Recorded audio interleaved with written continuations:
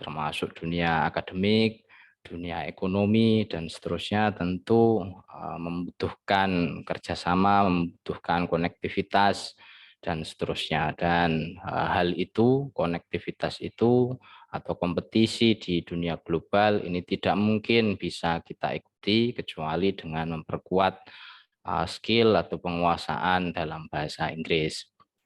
Nah, belakangan ini alhamdulillah banyak sekali yang ditawarkan di negeri ini, diantaranya oleh kementerian-kementerian termasuk Kementerian Agama maupun Kementerian Pendidikan yang dibawahi oleh Mas Nadiem, Mas Menteri Mas Nadiem. Banyak sekali peluang baik beasiswa yang sifatnya pendek maupun panjang untuk mahasiswa maupun untuk dosen. Bahkan belakangan ini ada ISMA, ya, semacam pertukaran pelajar bagi mahasiswa Indonesia untuk mengikuti kuliah 1 semester di berbagai perguruan tinggi yang ada di bumi ini, ya, ada di Eropa, kemudian di Amerika, di Australia, dan seterusnya. Begitu juga dengan dosen, ini malah lebih ya, saya kira sejak dulu ini sudah banyak sekali kesempatan yang ditawarkan. Lah, nampaknya persoalan bahasa ini masih seringkali masih menjadi kendala untuk mahasiswa kita atau dosen-dosen kita untuk memperoleh pengalaman secara langsung di luar negeri. Tidak hanya di dunia akademik itu tadi, selain itu belakangan ini oleh Mas Nadiem ini juga jadi mahasiswa atau dosen tidak hanya dituntut untuk bergulat dengan dunia akademik di ruang perkuliahan, tetapi juga banyak diharapkan banyak pengalaman di dunia kerja secara langsung. Dan salah satunya hal itu diwujudkan dengan program-program magang, gitulah. Salah satunya di luar negeri. Nah, saya kira itu tentu membutuhkan penguasaan bahasa yang memadai. Jadi nanti kami dari PT Layanan Internasional ini alhamdulillah bekerja sama dengan UPT Bahasa. Ini kita berharap bahwa Ibu Ika Budiwanti nanti memberikan kesadaran begitu, menginspirasikan betapa penguasaan bahasa khususnya bahasa Inggris ini begitu penting bagi mahasiswa kita, tidak hanya bagi mahasiswa kita, tapi juga bagi para dosen-dosen kita. Itu yang pertama. Kemudian saya kira singkat saja. Yang kedua, saya kira kami tidak hanya mohon Ibu memberikan inspirasi dalam penguasaan atau skill dalam berbahasa Inggris, tapi kami juga berharap Ibu Eka Budiwanti ini memberikan semacam semangat atau dorongan bagi lingkungan kami, karena kami menyoroti ada semacam ketidakpercayaan diri atau mentalitas yang ya lumayan, ya nggak tahu ya apakah ini mentalitas orang Jawa atau orang Jepara yang memang ya sering tidak percaya diri begitu. Padahal kami punya pengalaman bahwa sebenarnya penguasaan bahasa itu tidak tidak instan begitu. Selain ditempuh dengan cara belajar, penguasaan bahasa ini mestinya juga ditempuh dengan pengalaman. Jadi kami beberapa kali mengirim mahasiswa ke luar negeri. Ini sebenarnya tidak dari prodi bahasa Inggris, tapi punya kepercayaan diri yang baik, punya keberanian untuk mencari dunia baru di luar negeri, mencari pengalaman baru di luar negeri.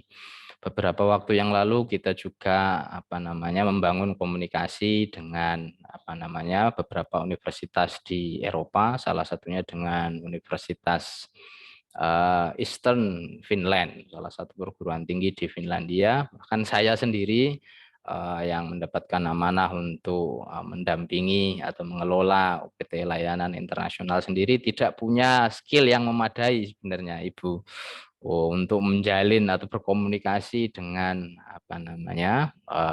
perguruan tinggi di luar negeri. Tapi karena ya porowani begitu dalam bahasa Jawa, karena ya mau bagaimana lagi, kita harus melakukan kerjasama, kita harus membangun komunikasi, maka itu kita lakukan. Jadi sekali lagi kami berharap ya tentu Ika Budiwanti ini punya banyak pengalaman.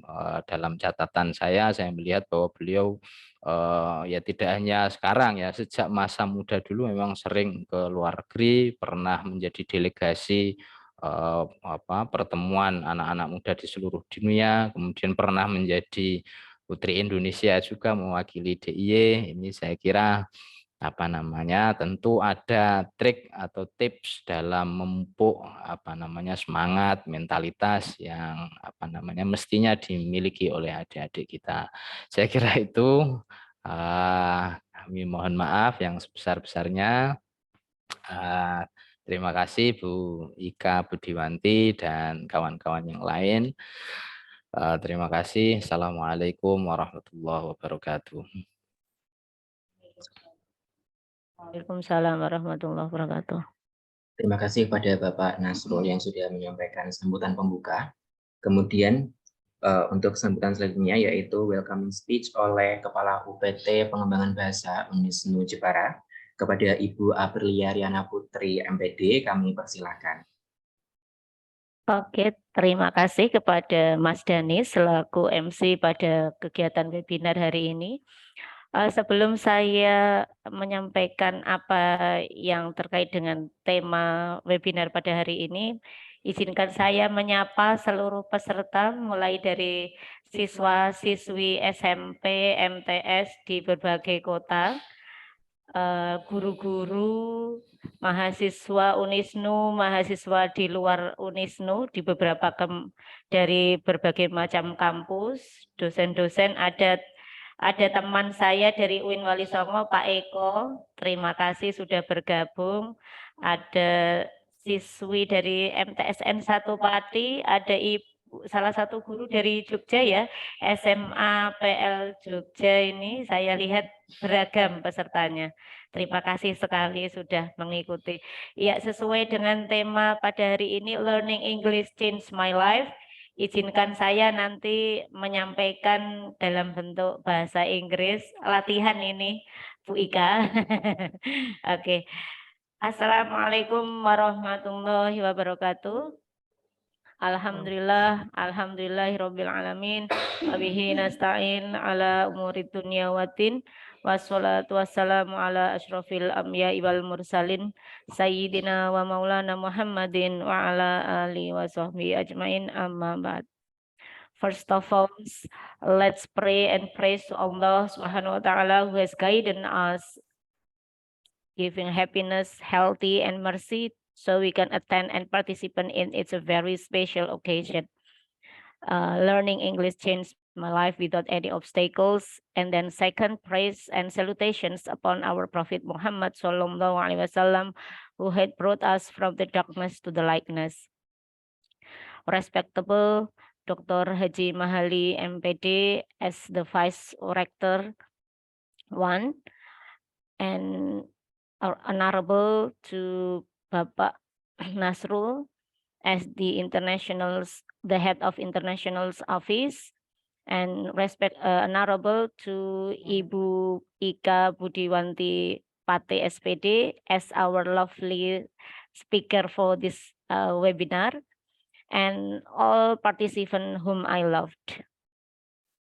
Ladies and gentlemen, thank you to each of you for being here today at these wonderful occasions. Let me introduce, my name is Aprilia Riana Putri. I am as the head of language development at Unisnu Jepara. And then it is such an honor for me to speak in this webinar program. And then let me begin by giving you a warm welcome to this webinar. Before we get started, I would like to express my gratitude to Ms. Ika Budiwanti SPD, who is generously willing to be the speaker in this event. She is founder of Oak3 Humi English course, and then being Putri Indonesia in DIY in 1992.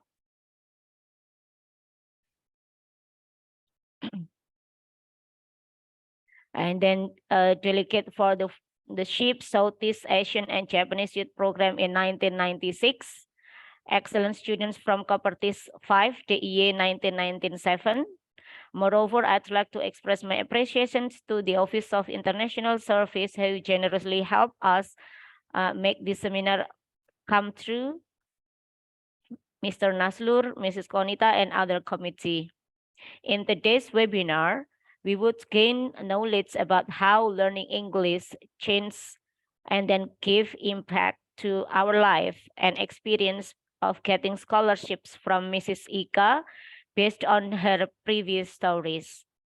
As we know, English is an international language which is essential to learn every aspect of life. Now needs English language to support our lives, such as educations, and then aspects business, tourism, science, and others. English is used not only for communicating with others, foreign people, but also learn about and transfer knowledge from other countries. For example, sometimes you want to learn some important studies which use English texts or articles, and the studies are important for you because it can support and accomplish your studies. Hence, learning and understanding English is a must. Also, your business becomes a global business which makes you connect to foreigners. You must improve your English to communicate. So you must deal with it. Therefore, it has broad benefit. From this important issue, UPT Pengembangan Bahasa Unisnu Jepara support Unisnu students and other society to learn other language, especially English.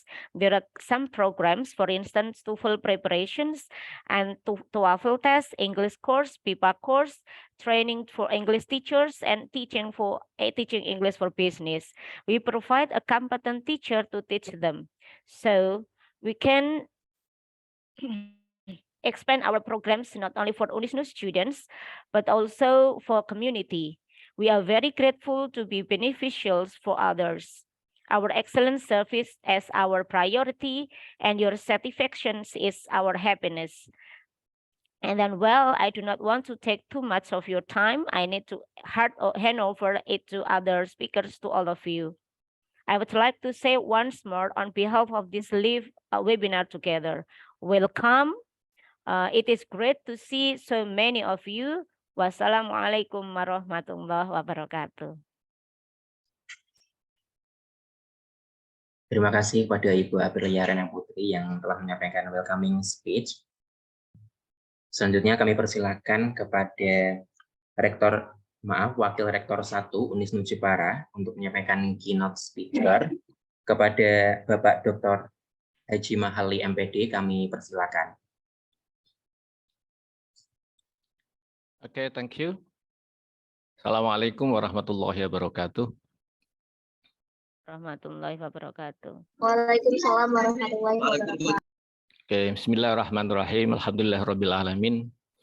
Wa bihi nasta'in ala umuri dunya waddin. Wassalatu wassalamu ala asrofil anbiya'i wal mursalin. Sayyidina Maulana Muhammadin wa ala alihi washabbihi ajmain. Rabbi shrah li sadri wa yassir li amri.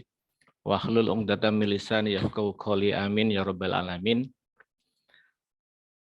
Her Excellency, the speaker of this webinar, Ibu Ika Budiwanti, Honorable the Head of UPT Pengembangan Bahasa Unisnu Jepara, and then the Head of UPT of International Service Unisnu Jepara, and then all audience, ladies and gentlemen. First of all, let me thank God for the blessing and happiness given to us so that we can do our activities this morning by joining to the webinar organized by UPT Pengembangan Bahasa Unisnu Jepara. And then secondly, praise be to Allah Prophet Muhammad, who guided us from the darkness to the lightness. And then thank you very much for the time given to me to share the speech dealing with the agenda this morning. Ladies and gentlemen, I think everyone will certainly agree that English language has become an essential skill worldwide for professional field. And then there are some reasons for different people about what is the object, what is the purpose of learning English. For example, he learned English to explore new countries, to progress the career, etc. So in order to give a warming up for this occasion, let me share the experience. I think my experience, but how to learn English. And the title of our story is about how learning English has led my life. So sorry, I changed the topics. It's not about to change life, but led my life, because actually English had led my life up to now. So learning English actually accidentally happened with me when I was in grade 5 of Madrasah Ibtidaiyah. At the time, my older sister, I mean the oldest sister, because you know that I have three sisters, three older sisters. At the time when I was in 5 years of my study in Madrasah Ibtidaiyah, my older sister has studied in PKA. At the time is what we call it by the PKA Pendidikan Guru Agama Islam, because at the time there was not Madrasah Aliyah or Madrasah Nawiyah at the time, but PKA. And then my interest in language, in learning language, started when I heard my sister pronounce strange language, the utterance that I had never before heard. And then my curiosity then motivated me to always accompany my sister when she was studying. Time after time, the feeling of interest in this language was increasing. Almost every time when my sister came home from school, I always ask, did you get English lesson today? And then when she answered that, yes, I got, and then I asked her permission to open her bag, to open this book about, to know about what kinds of the lesson that my sister got today. Because I will definitely get something new from her. And as soon as my sister back, so sometimes my sister gets bored to answer my question, because I often ask any question about English. Yeah, the subject that I have not familiar yet at the time. So sometimes my sister is bored to answer my question, because I have many questions about what the kinds of the lesson that learned by my sister. So, and then it is last after for about 2 years, and then after I graduated from Madrasah Ibtidaiyah, I went my study to Madrasah Sanawiyah.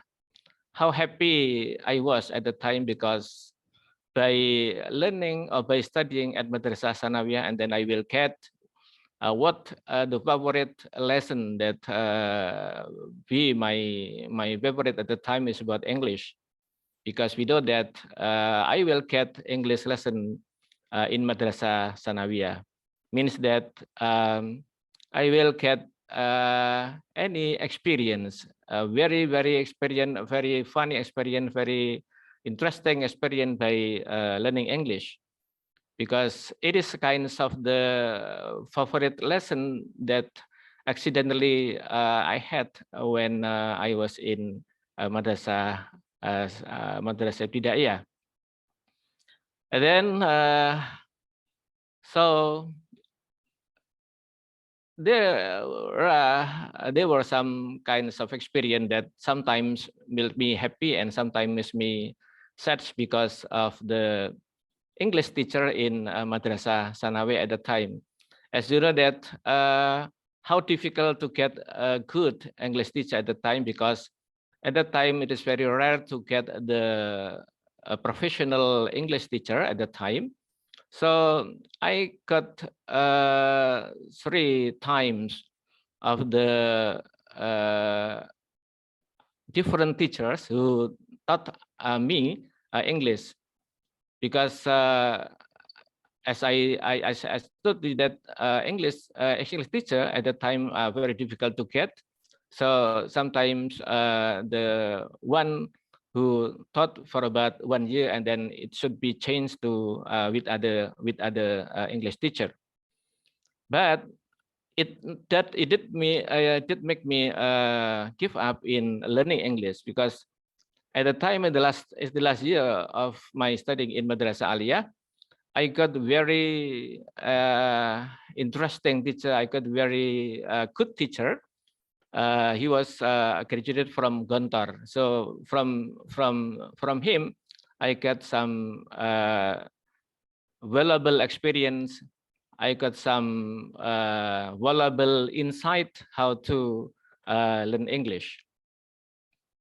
So finally, I was able to finish my school in Madrasah Aliyah. Then I was given the opportunity to serve as administrative staff in my alma mater. 2 years later, I was assigned to become an assistant of English teacher at the time. So I don't know what kinds of the reason so that I was assigned to be the teacher assistant of English teacher at the time. So happy my heart, and in order to prepare to perform my task to be a English teacher, and then every night I have to go to my teacher in order to have a kind of private, in order to consult about the material that I have to deliver in my class. So it is the first time I was an English teacher, so I have to try hard how to prepare the material to teach my students.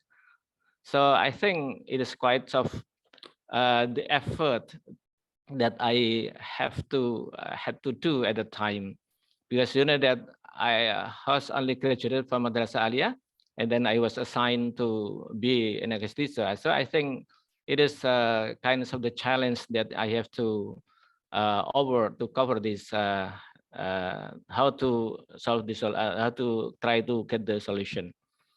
And this is why that at about 1983, I think, I got a good experience when I met one of the there's a wonderful English teacher in SMA Negeri Kudus at the time, and then I have some experience and some enlightenment from him how to learn English quite good. And then he gave me a kind of the motivation how to continue our study in university. So it is a kind of good chance for me that I can go on my study at UMK Kudus, and then I take the program study of Bahasa Inggris in order to get all kinds of the my enlightenment about how learning English. So what I want to share at this time is that learning should be happy, learning should be fun, so that if we have a fun condition, we have a happy situation, and then we will be easily to understand everything that we are learning. So why I use this topic by let my life, because after graduating from UMK, at the time I was be one of the what is it? The best student when my graduation at the time, because I was the third rank of the graduation, the best graduation at the time. So I think gradually and little bit I can continue my career, and I had a chance to, what is it, to enlarge my what is it, experience and about English. And then I went to Semarang University, UNES Semarang University. And at that time I was to be one of the lecturer in Unisnu Jepara from 1987 maybe up to now. So I think English led me to be what is it, kind of the something that I have not dreamed before. I am now as one of the, what is it, lecturer of English. So I think if I look at the background of my family, and then it is something strange with my career now, because you know that the background of my family is about the religious family, and you know that my father was a religious teacher, and all of my brothers and sisters were learning in dealing with the religious lesson, religious studies. So it is just only me who takes the different career to be the English teacher. So it is kind of the short reflection about me, in order that I would like to share the experience to all audience, to how to get the ideal. So I think it is kind of the what is it, effort, serious effort that we have to do in order to get our ideal.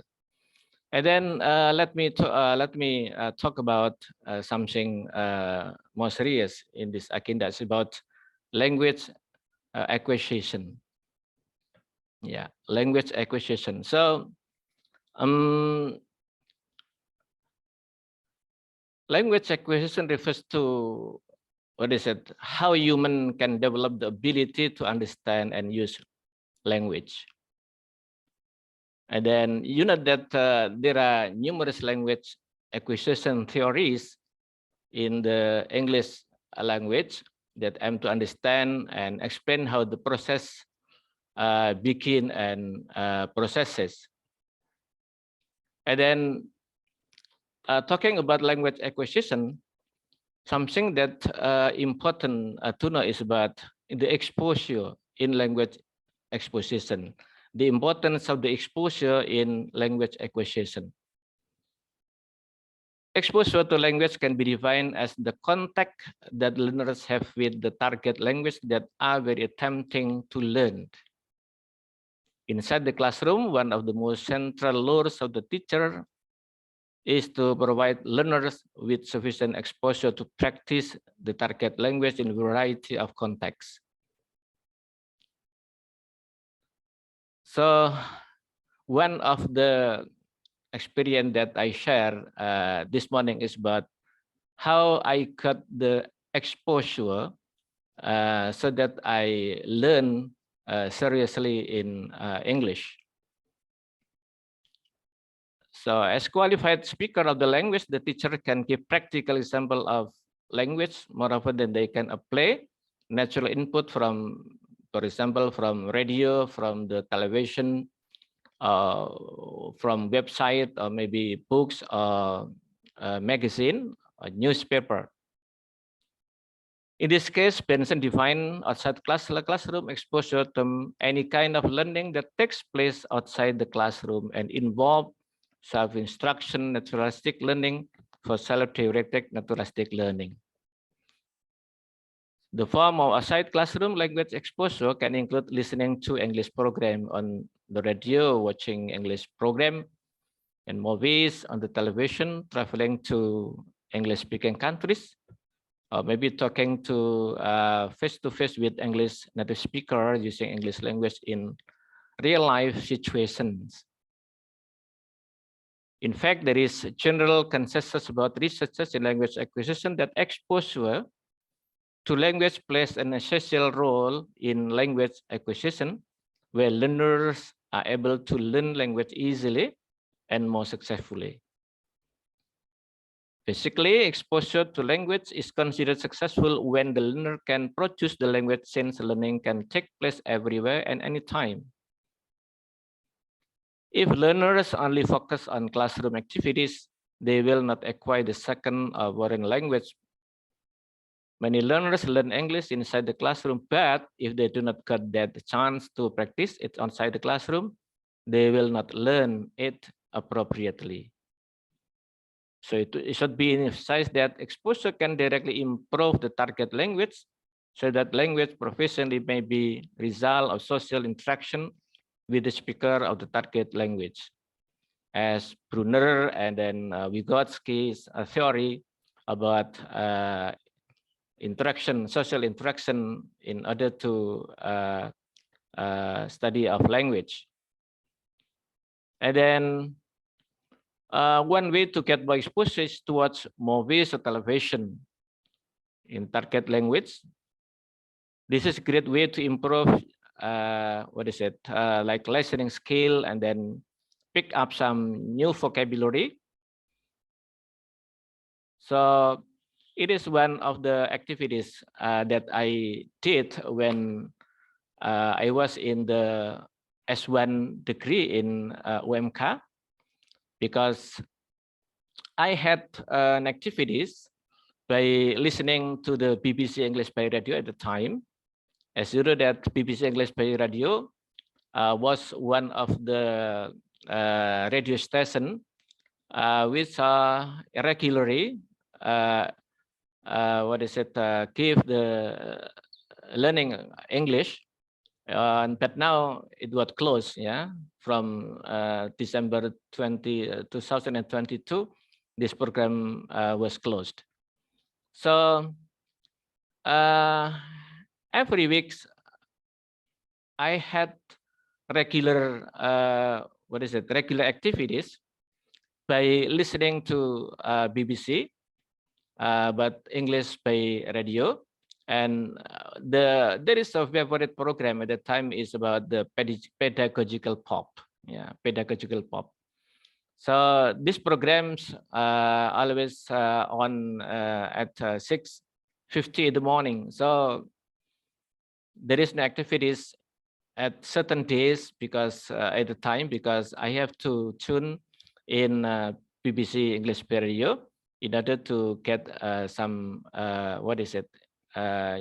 new insight about learning English from the radio. What I call pedagogical pop is kind of the program that discuss about very popular song at the time, and the announcers trying to discuss certain words, certain expression in Indonesian, because at the time the explanation is in Bahasa Indonesia. So from this kinds of activities, and then I get some many expression, especially for idioms, yeah, that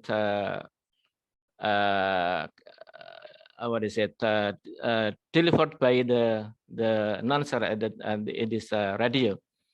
And then beside pedagogical pop, and then I also listen to BBC World Service, BBC World News 3 days, yeah, in every week. So what I want to tell you is about how I get the exposure to learn English at the time. And beside that, I also read newspaper. So at the time, every day, it is kind of my daily activities by reading English newspaper. At that time, I got the Indonesian Observer, and then the Jakarta Post. So these two newspaper, English newspaper, give me many information about how to use good grammar, how to use the diction with certain topic from the English newspaper. So I think it's kind of a good experience that I want to share to all audience in order how we can increase and improve our competence in English, to increase our skills in English. So hopefully that this kind of webinar will give more advantages for all audience, for the participants. And what I would like to say for my closing is that the more exposure you have, the easier it will be to learn correct pronunciation, grammar, and vocabulary. I think it is the key how to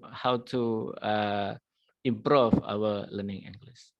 So I'm sorry if I have some mistaken. Thank you very much for your attention. Goodbye for now, and thank you. Assalamualaikum warahmatullahi wabarakatuh. Waalaikumsalam Waalaikumsalam warahmatullahi warahmatullahi wabarakatuh. wabarakatuh. Baik, terima kasih kepada Bapak Dr. Haji Mahali MPD yang sudah menyampaikan beberapa pengalamannya begitu ya selama mengajar sampai pada saat hari ini. Baik, kita memasuki kepada acara inti yaitu sharing session dengan tema Learning English Change My Life oleh pemateri kita pada pagi hari ini, Ibu Ika Budiwanti Pate SPD, dan akan dimoderatori oleh Ibu Konita Naidil Husna MPD. Untuk itu, saya serahkan sepenuhnya kepada moderator. Kami persilakan pada Ibu Konita Naidil Husna MPD. Monggo. Terima kasih, Mas Denis. Assalamualaikum warahmatullahi wabarakatuh. Alhamdulillahirabbil alamin. Allahumma shalli ala sayyidina Muhammad wa ala ali sayyidina Muhammad. Good morning, ladies and gentlemen, Bapak Ibu dan teman-teman mahasiswa yang hadir di webinar saat ini. Welcome to our webinar on learning English, Change My Life. We are delighted to have you all here with us today. My name is Konita, and I'm honored to be your moderator for this event. Today, we have an excellent speaker who will be sharing her experiences and insight on how learning English has transformed her life. And well, our one and only main speaker for today's event is Ibu Ika Budiwanti Pate, SPD. She got her bachelor degree at Sanata Dharma University. She took English education at Faculty of Teacher and Training Education. If I see on your CV, you are the founder of the Oak Tree Helming English course. And of course, Ibu Ika was Putri Indonesia in Daerah Istimewa Yogyakarta in 1992. And she also was dedicated for the Ship of Southeast Asian and Japan Guide program in 1996. And the last is she is also one of an outstanding students for Cooperative fifth period in Daerah Istimewa Yogyakarta in 1997. And I'm sorry, due to time constraints, I won't be able to read out the entire contents of the speaker's CV. However, you can find the full details of her professional background for the audiences, and you can contact our committee of this event. Well, Ibu Ika, we are looking forward to hearing your personal story on how learning English has impacted your life and what advice you have for people who are learning English. And let's give a warm welcome to Ibu Ika as she begins her presentation. Time is yours. Thank you, Ibu Konita. Assalamualaikum warahmatullahi wabarakatuh. Waalaikumsalam warahmatullahi wabarakatuh. Good morning, everyone. Great morning to all of you here. It is really an honor for me to be here. And actually, I'm a bit nervous because the first time Ibu Aprilia contacted me, I thought it was only for her class. Oh. So I didn't even think that it is for the whole participant like today. So allow me, Bapak, Ibu, and beloved students here, allow me to conduct this one in English. And then I will mix it a little bit later by addressing you, Bapak and Ibu, instead of ladies and gentlemen. So first of all, I would like to say thank you to Unisnu Jepara for inviting me. This is really an honor for me.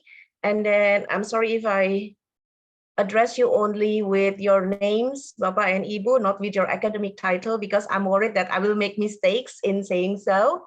So to the Honorable Bapak Mahali, the Vice Rector of Unisnu, and then I've heard Bapak Nasrul, the head of UPT Layanan Internasional Unisnu, and my beloved best friend here, Ibu Aprilia Riani Putri, the head of UPT Pengembangan Bahasa Unisnu Jepara, and Mas MC, Mas Danis, thank you so much for being here.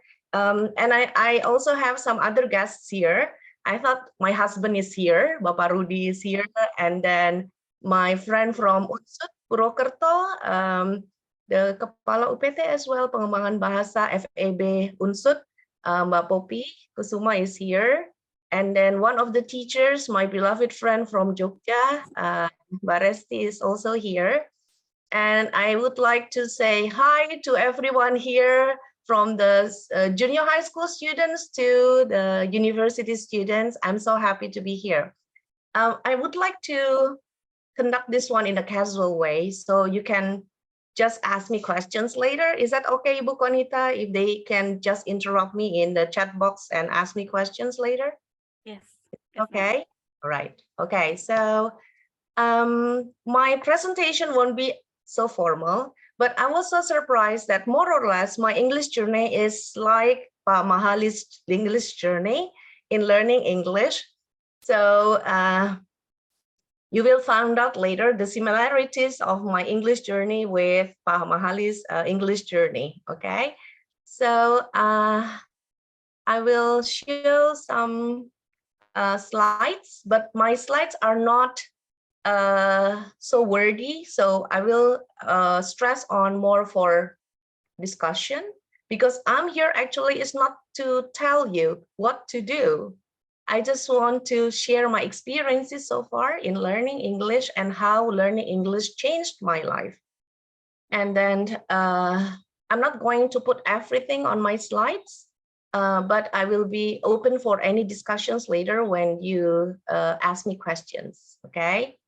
Let me share my presentation. My presentation is so simple, and then I will stress more on the discussion later. So Bapak Ibu dosen, beloved students, I'm trying my best to prepare this one for you.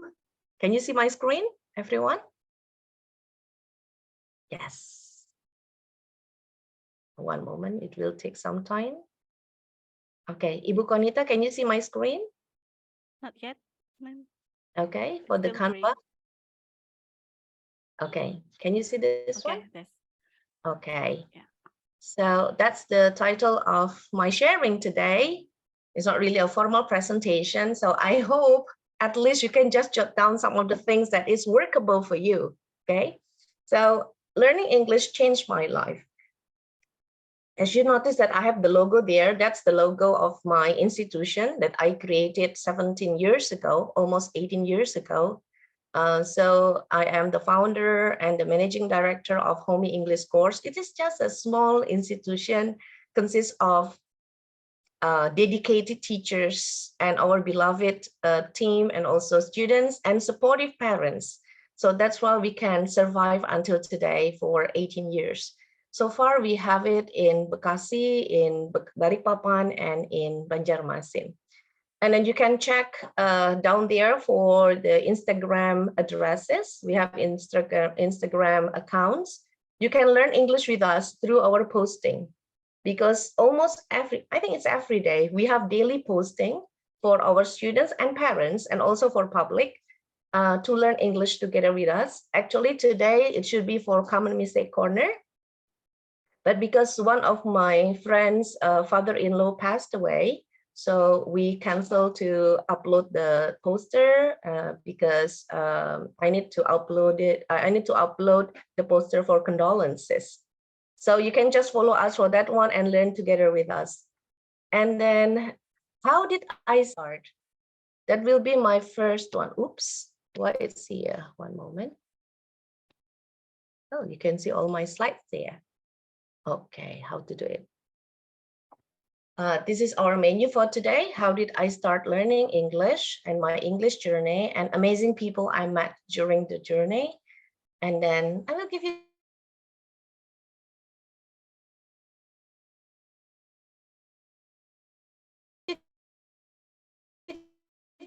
English is more or less the same like what Pak Mahali been through that time.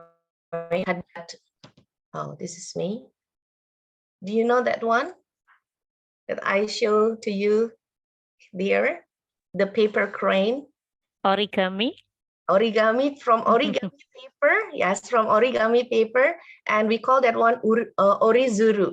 Orizuru, Orizuru. the paper crane. It is like my symbol of hope and dreams. So I like to send people the Orizuru whenever I send them books or other packages. So I just insert that one into the package then. I can say myself as a lifelong learner, a teacher, and a writer. I love writing as well. I'm still a learner though in many aspects of my life. And then I stated some of the cities that played a very important parts of my life. So I was born in Purwokerto. It's also a small city in Central Java. And then I studied in Sanata Dharma University in Jogja. Then after I graduated, I moved to Jakarta. I worked there for some English institutions. The last one was in LIA, Kelapa Gading. And then I was in LIA for 5 years. But before I worked in LIA, I worked for Wisma Bahasa in Jogja. Before I graduated from Sanata Dharma University that time. And then at that time, Wisma Bahasa sent me to Kalimantan. So at that time, as a student, I was sent to Kalimantan as an English instructor on site in PT Kiani Kertas. It was, the owner was Bapak Bob Hassan at that time. And then I worked there for almost a year. And then I went back to my campus, finished my thesis, graduated with cum laude degree at that time. And then I moved to Jakarta. And then I got married and we moved to Bekasi. We stayed in Bekasi for 10 years. And after that, we moved to Balikpapan. Until today, I live in Balikpapan. So I'm saying hi to you from Balikpapan, East Kalimantan. It's next to IKN, our prospective capital city later. I am a wife. I'm a proud wife of Bapak Rudy, a mother of 3, and then a cat mom. Okay. And then you can contact me through my Instagram, and then my email address is there. Oh, it's raining so hard here. I hope my connection is okay. So can you hear me clearly, everyone? Ibu Konita, okay? Yeah. Yes, okay, thank you. And then how did I start learning English, and who was my first English teacher? Surprise, surprise, it was my mom. So at that time I was 5th grade also, like Pak Mahali, and then Mahali, sorry, Pak Mahali. And then at that time we had a shop. And after I finished studying at my school, I went home, and usually I will stay in my mom's shop for a while. And then my mom at that time took out a book, and then she wrote down some English words like colors, animals, numbers with the translation of it. So for example, red is merah, and then green is hijau for, let's say, 10 words. And what I had to do, I didn't repeat after my mom. But I copied the words below it. And then I asked for more. Ma, can you give me more? And then my mom wrote down animals, like I think farm animals, pets, and I copied. My mom at the time didn't even say the words because she didn't speak English, but she knew some English words. From that point, I was so interested in learning English because I wanted to know more. And then my mom put me to a private English course with some of my friends. And then I got a very good English teacher that shaped my grammar. But I think I needed more skills in speaking. Not that until university time that I could have a chance to practice my English more in listening and speaking and also writing. So I was a passive English learner before. Then in senior high school, I joined some selections. I was chosen as the member of Paskibra at that time. So I represented my school to the Kabupaten Banyumas level. And then at that time, I got my confidence to learn more about English because one day, one of the reporters of Suara Merdeka at that time, he interviewed me and asked me for other achievements that I got.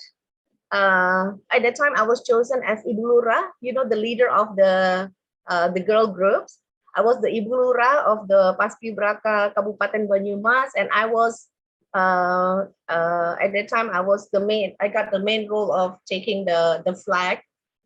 And then from that question from a reporter, it made me want to achieve more, like, oh yeah, so I think I can join some other selections. So I joined, my mom at the time registered me for Kakang Bekayu Banyumas. You know about that one?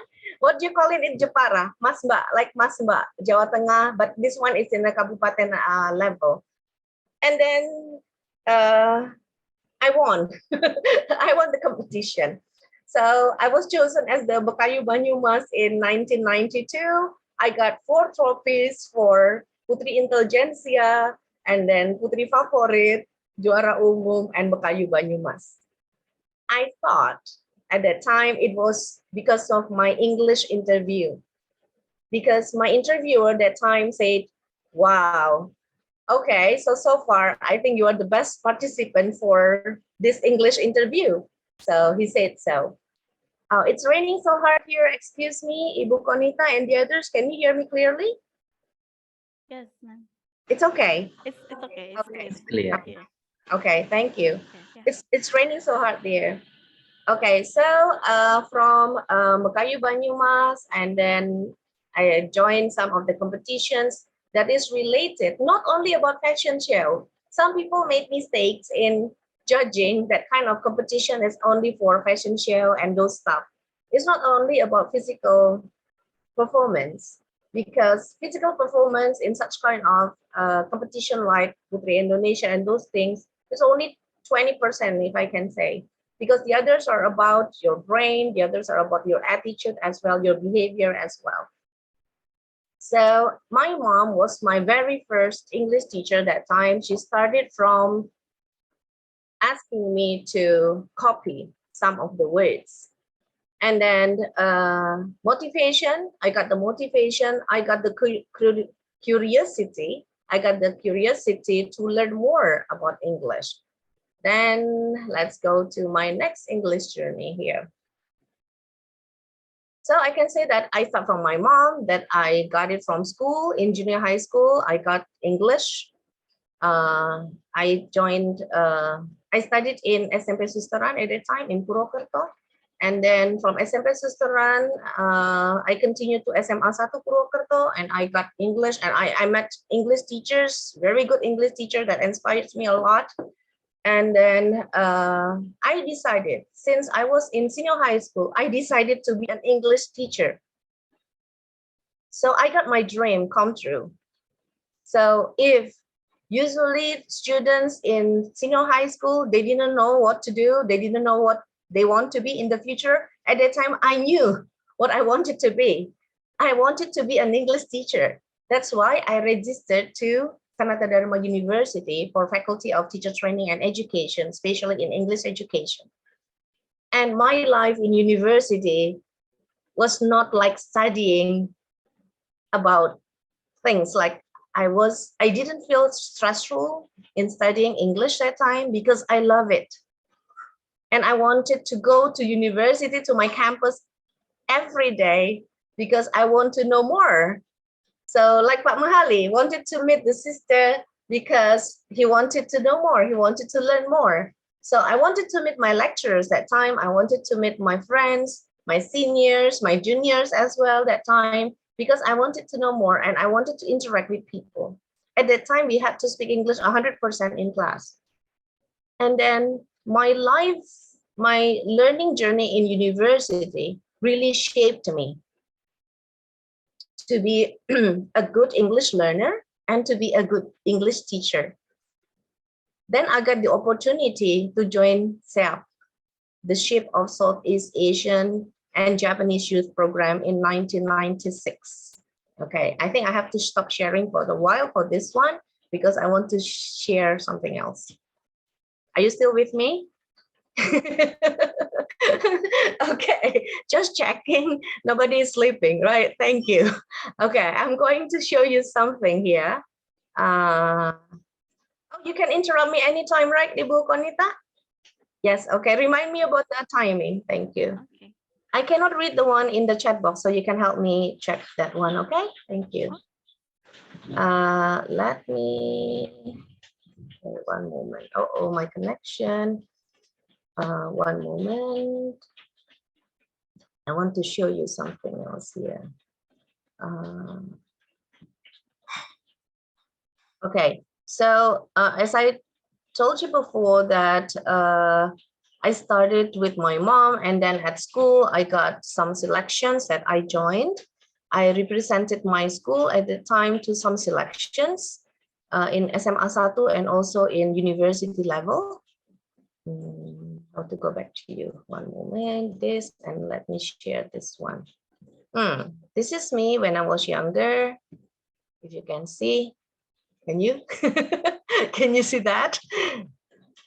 Okay, so on the left is my photo when I was Paskibra Kabupaten Banyumas in 1991, and then as Mekayu Banyumas that time, and I was covered after I went back from Japan. I was covered by the university magazine named Dialogue, and it was me on the right side when I was chosen as the Mahasiswa Berprestasi.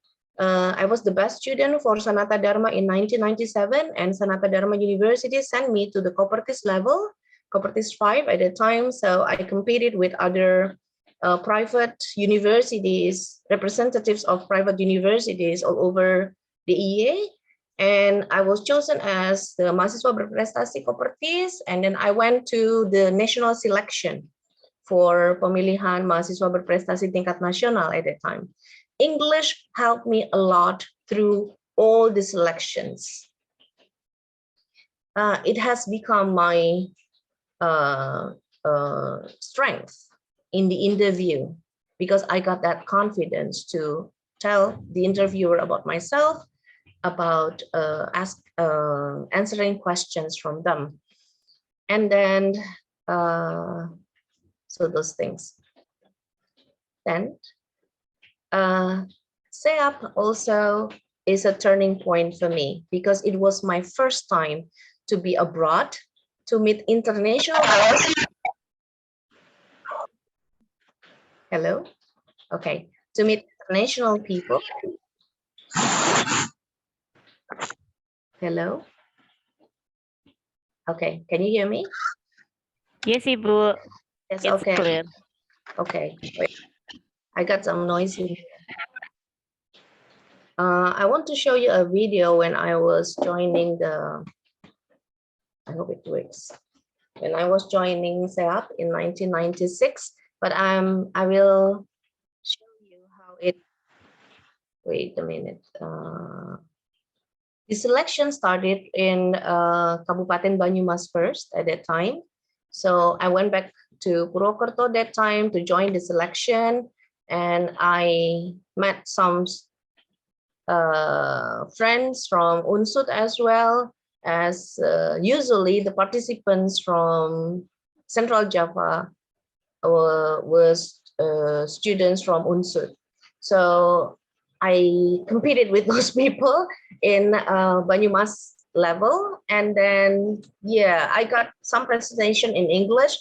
Usually what you need to do is you need to prepare your documents, your ID card, those things, and then if you have any CV, you have to send it to them, and then they will call you after the document selection. They will call you for interview, and the interview itself will contain of English, your knowledge of Indonesia as a country, your knowledge of other countries, your destination countries, your knowledge about recent issues of the world, about Pancasila, of course, about our culture. And then it will be a benefit if you can dance or you can sing or other skills, like something that you can perform to people. Okay, at that time I danced, so I was a dancer before for traditional dances, and then at the time I performed a lot for some of the events when I was in senior high school, and also in university I continued my hobby of dancing traditional dances. I hope I can share now. One moment. So it will take only 1 minute, I guess, for the video. Ibu Konita, if you allow me to show them the video. Yes, please. I hope it works. Technology sometimes it doesn't work when the connection is not very good, especially when it's raining so hard like this. Wait, yeah. Okay, while waiting for this one. Okay, prepare your questions if you want to ask me questions later, okay? Oh, it was here. Okay. So this is the video that I tried to, hello? Are you there? Yes, ma'am. Yes, ma'am. Sorry, that I was disconnected. Okay, let me share this one. Bismillahirrahmanirrahim. I tried to compile this one. I presented this video when I had a reunion in Thailand, in Bangkok in 2016, if I'm not mistaken. Okay, I hope that you enjoyed this one. I will ask you questions. Oh yeah, Ibu Aprilia. Ibu April, I promised to give 6 vouchers to the active participants. Okay. Yes, Ibu. So I will ask questions later. Yes, I will ask you questions after you watch this video. Okay.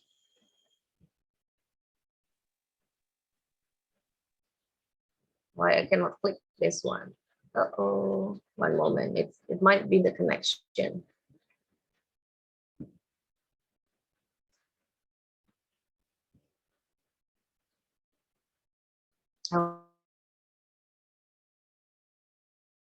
Okay.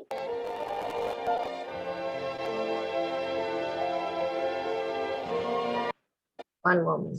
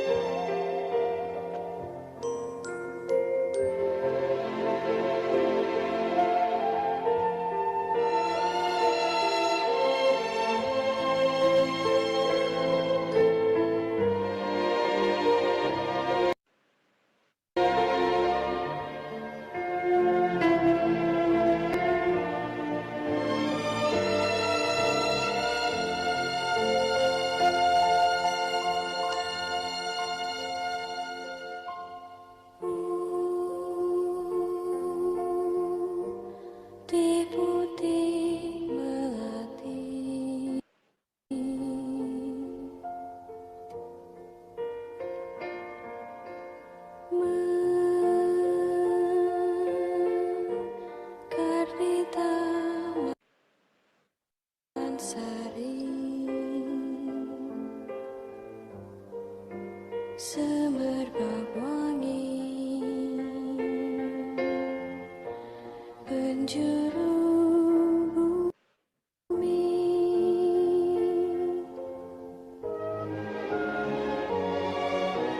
seri-seri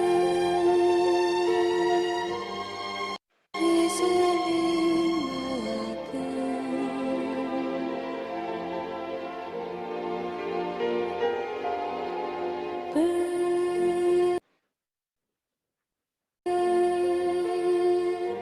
seni anggun asri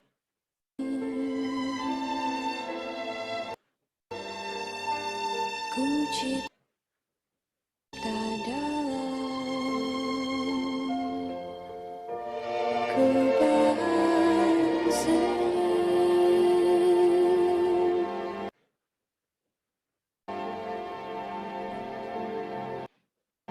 tajuk bak permata siratan bintang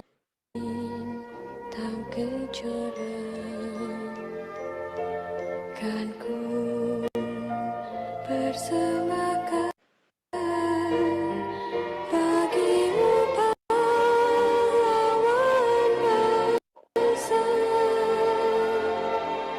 putih yang pesona ramah-ramah neka warna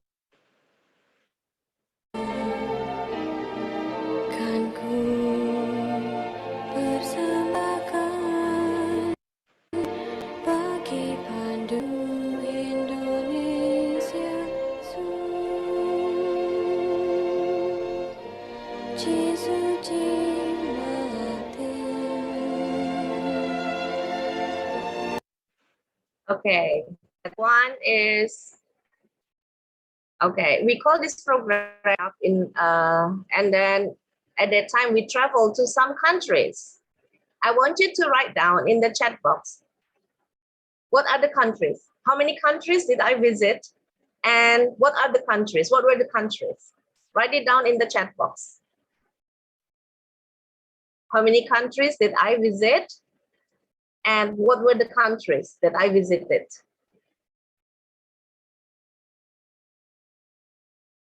Okay, you can put Indonesia as one of the country that I visited, of the countries that I visited. In the chat box, please. I want to choose the winner for the voucher.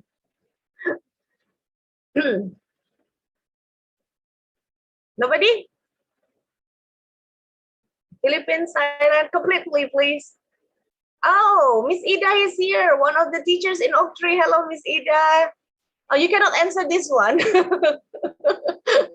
Okay, thank you for being here. Okay.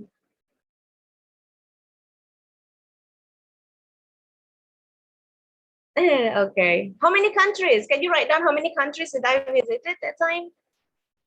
Did I visit that time? Yes. Hello, Resti from Jogja. This is my junior in campus, a great teacher in Jogja. More than one. Okay, all right. Okay. Oh, I'm sorry. The others? 5 countries. It's more than 5. That's a clue. It's more than 5. Mas Danis, come on. Okay, more than 5 countries. More than 6. I will close it. Come on. I will count. 10. No, that's too many. That's too many. 7. Less than 10. More than 6. That's a clue. Come on. 9. You're almost correct. Is that Mas Eko Widianto? Okay. 8. Yes. Okay. The voucher goes to Mas Eko Widianto. Okay. So 8 countries. I visited 8 countries with that ship, with that luxury ship called Nippon Maru. So this ship, can you see the ship on screen? Yes, this is a cruise ship. Okay, it's a Japanese ship, so it is so luxurious inside. There were more than 350 participants there, included doctors inside. So we had a small clinic inside the ship. We have the gymnastics, we had a sport deck, we had the cinema, we had the swimming pool inside. So we lived in that ship for 3 months, more or less 3 months. The first country that we visited that time was Thailand. So I flew from Jakarta. It was my very first travel abroad in 1996. I was only 20 years. So I didn't go abroad when I was smaller. So it was my very first time to have an international experience. So at the time first, we visited Thailand, and then we went to Singapore. And then after Singapore, we went to Malaysia, Indonesia. At the time, we sailed to Semarang. And then after Semarang, Brunei Darussalam, and then the Philippines, Vietnam, and Japan. Japan was the last country. What did you do in those countries? So when we were inside the ship, we had solidarity group activities.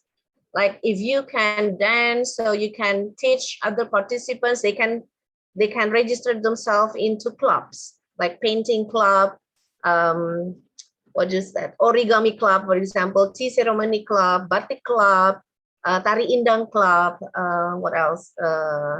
Like the dangdut club. We also had the dangdut club that time. So we taught them how to, we taught them about the concept of dangdut, and then we danced dangdut together. At that time, it was so popular that we used kopi dangdut, and then other things. And it is for teamwork inside the ship.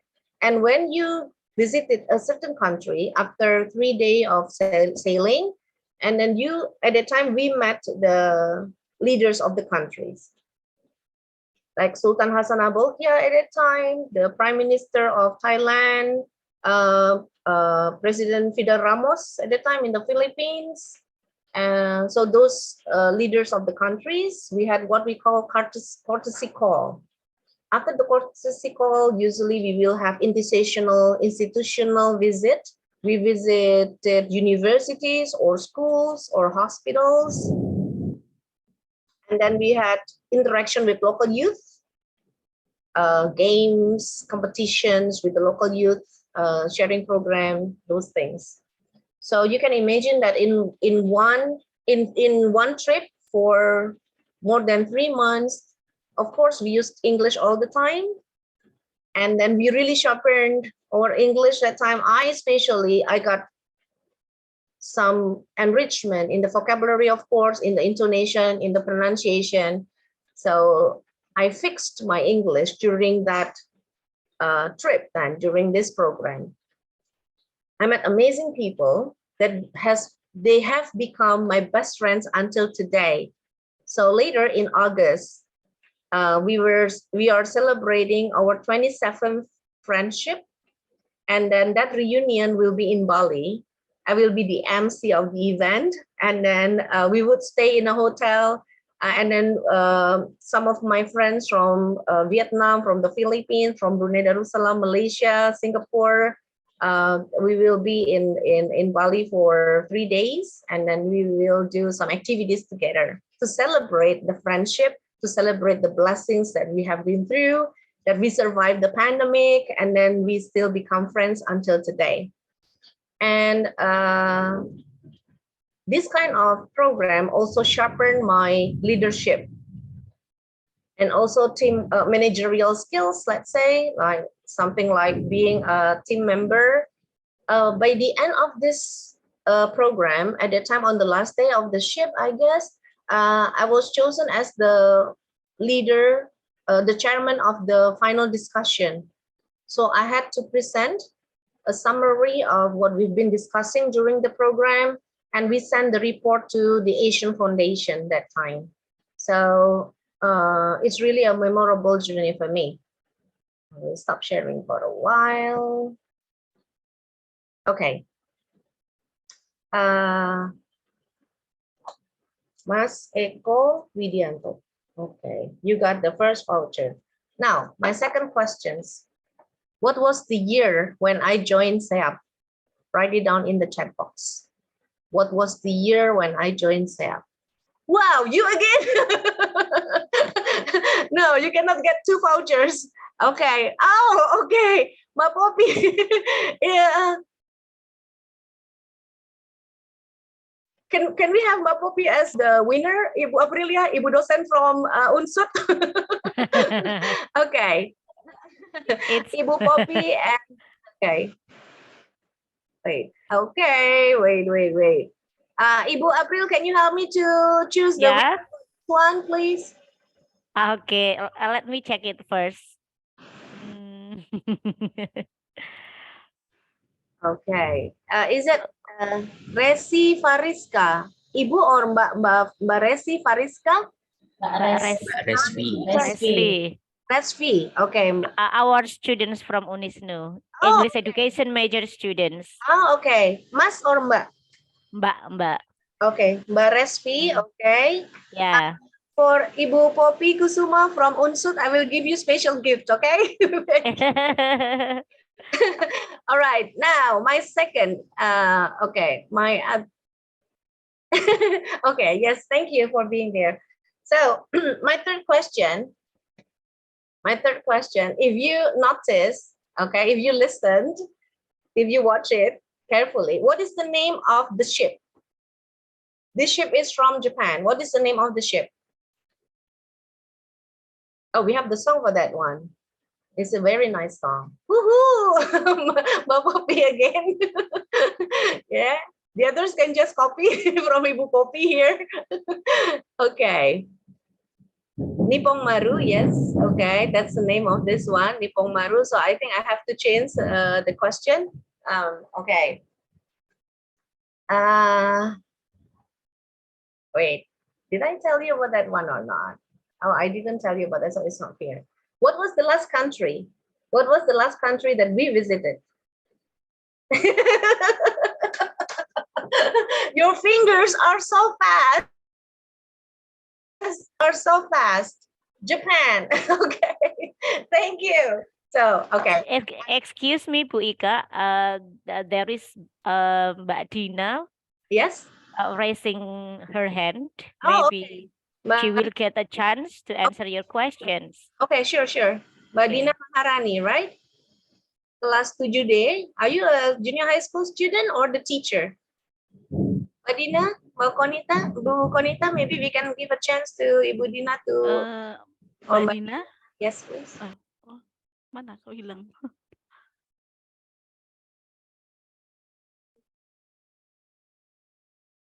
Mbak Dina dari kelas 7D. Ada yang mau ditanyakan?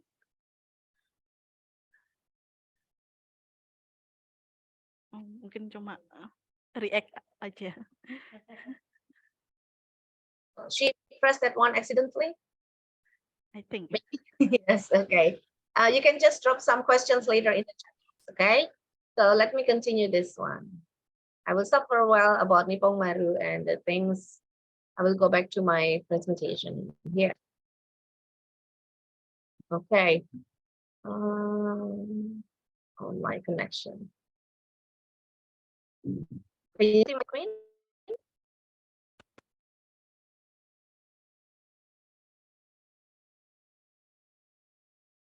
And I continue, of course, my English journey with sharpening my teaching skills. I joined some presentation, I joined some trainings as well. And then I worked in some institutions, English institutions. Of course, they send me to trainings as well, to teacher training. And in 2010, after I opened Oak Tree, after Oak Tree was 5 years that time. So I have had a cooperation with Pearson Education for the books. They are my book supplier. And then at that time, there was a selection for Amazing Minds. Amazing Minds, so the participants of the selections are English teachers all over Asia Pacific at that time. And then I was chosen, I was selected as Amazing Minds from Indonesia with my other friends, like there were 6 of us. So I was chosen as Amazing Minds 2010, and I got exclusive training from Pearson for that one. Then another event with Pearson that also shaped me as an English teacher is also what you call it, master trainer. So in 2018, they asked me to join a special training for master trainers. So I become one of the master trainers of Pearson Education as well. So all those things really sharpen my, the funder, really sharpen my English skills and also teaching skills at the same time. Okay.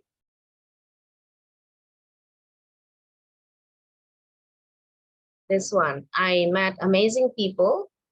Not only my international network is getting bigger and bigger because of SEAP and English and teacher trainings as well, because I met also educators from all over the world and all over Asia Pacific, especially. I gave training to West Sumatra at the time, to Batang Anai, and to some schools in Jakarta and Bekasi that time, or also in Banjarmasin. So I met educators, I met students all over my journey of learning English.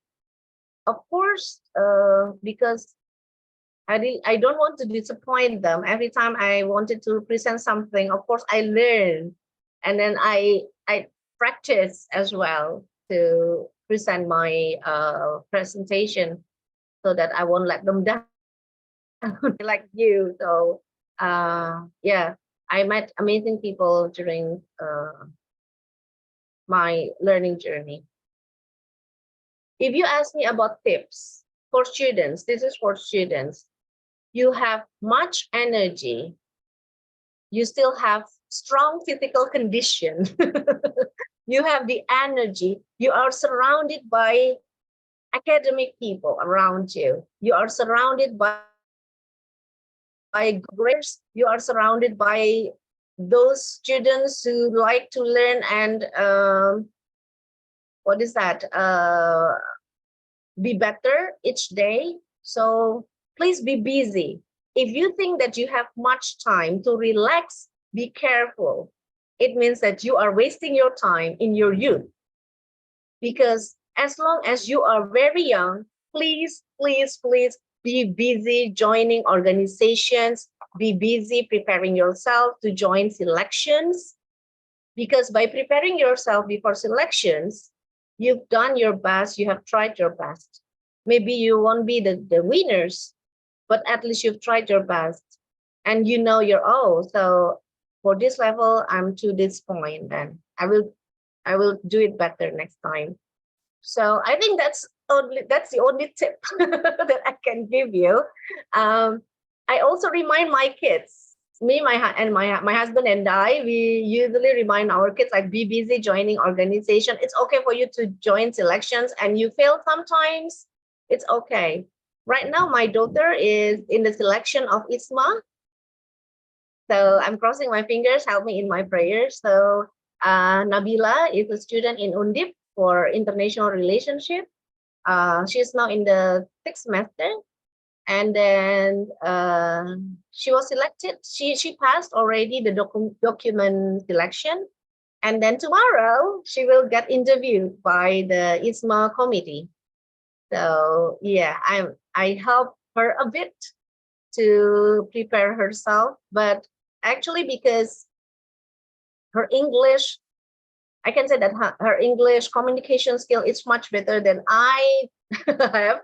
So yeah, I think she loves learning English, and not only English, but learning languages. So she can speak French as well. And then she's learning Spanish and Russian through Duolingo. And then she's very busy with organizations at campus. And then, yeah, I'm happy with her activities as a student.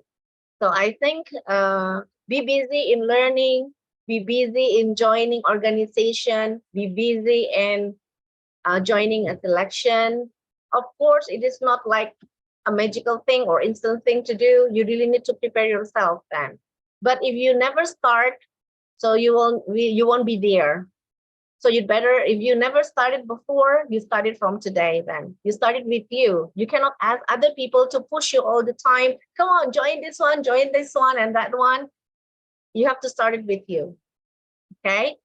So other things we can discuss it during the question and answer session. I know that I didn't give you lots of information that you expected maybe, so you can ask me questions in the chat box, or you can just raise your hands. Is that the system, Ibu Konita? Let's stop sharing on this one. Thank you so much for listening, and I'll see you in the question and answer session. Thank you. Okay. Thank you, ma'am. You're welcome, Respi. Thank you very much for delivering such an compelling and engaging presentation. And now we have already a question from Devando Dwi Maulana. Okay. The question is, do you have special way to learn something, especially English, such as wake up early morning at 4 a.m., then read an English book, watching 2 movies, or even more in a week, talk to yourself in front of mirror, etc.? Okay. Can you share your experience? Mas or the tips? Delando, is it? Yes, Mas Devando. Delando is from, can I see, can I? Unisnu students, if I'm not Unisnu. mistaken. Yeah. Okay. I cannot say that I have a special way to learn something, but I like to learn in the morning, early in the morning. Yes, more early morning before I pray or after I pray. I think at that time, my brain is in a full potential of learning something. So I like to learn something, especially lately when I'm getting older. After 40, I just turning 47 some days ago, and I know that I don't have that energy to stay up late. I used to stay up late. So I could wake up until 3 o'clock to finish things or to learn about something or to read novels. Now I go to bed at 10 o'clock so that I can wake up earlier at 4 o'clock. And yeah, and then I usually read or learn something or even take tests like Duolingo tests. I do that one in the morning because that's, I think, because I know my capacity, I cannot do it late at night. So I think it's better for me to learn in the morning. How do I learn English right now? How to refresh my English? I learn English every day until today. I love reading. I love learning something new. And then, of course, you cannot label me like, oh, okay, because people these days like to label those kind of people as a nerd, as a bookworm, for example. We are not nerd, we are not a bookworm. We just love learning. And then, of course, we still have fun. Okay, so sometimes people take it as a mistake, like, oh, those who like learning, they never have fun. I do have fun. Okay, I just have my time to manage things like where to learn something, where to have fun. And I learn it through mostly from reading because I love reading. Compared to watching, I prefer reading to watching. So I love reading because from reading, I can enrich my vocabulary, especially. And then, of course, I practice my English because every day I teach English, 100% in English in my classes in Oaktree. So when I discuss things with my students, when I discuss things in my WhatsApp group with teachers, we use English. So until today, I'm still learning English then. Mas Delando, did I answer your question? Philando, right? Yes. Okay. Oh, okay, wait. Okay. Can I answer you through WhatsApp? Ibu Resti. Okay, wait. Mas Delando, did I answer your question? Oh, okay. Oh, Thank you. okay. All right. Mas Delando, please follow our Instagram because you can also learn from our posting in Instagram for common mistake in English. Did you know about a conversational phrase, about idioms as well? Okay. Thank you. Thank you for your question. Okay, Ibu Resti, can I just say hello to your? May I interrupt, Ibu Ika? Sure, Ibu April. Mas Devando is one of our students at Unisnu from law faculty. Oh. Atau yeah, and then he works in one of the company in Jepara, but I forgot the name of the company. And also maybe around 1 year ago, he joined in IIYC. It is one of the program apa ya, international program, and Youth camp. youth camp, international what? Islamic International Islamic Youth Camp, and then Wow. he is good in English. So Mas Devando, maybe you can open on your Camp. camp. Okay. Okay, My- and then Guy. and then the dean is also coming. Welcome Ibu Mayadina. Oh, Dekannya juga hadir ini, Dekan Syariah dan Hukum. Oke. Mas Devando, you can share your experience. And Mbak Okay. Resvi also yesterday joined in Duta Bahasa Jateng. Oh, Mbak Resvi is our students in English education major, and this year she is as the winner for Duta Bahasa Unisnu Jepara. And for this week, yesterday, she followed the competitions for Duta Bahasa in tingkat Jateng. Hopefully, we will get the best result for joining this competition. okay. So all the best for Mbak Resvi, and then Mas Devando. Yes, we can understand now you're working. It's okay, Mas Devando. Ibu Aprilia, I think we can give one voucher to Mas Devando if you don't. Okay, Mas Devando, you got one voucher. Okay. Okay, thank you. Thank you, ma'am. Okay, thank you so much. Okay, happy working. Now, we have one question here from Ibu Resti, right?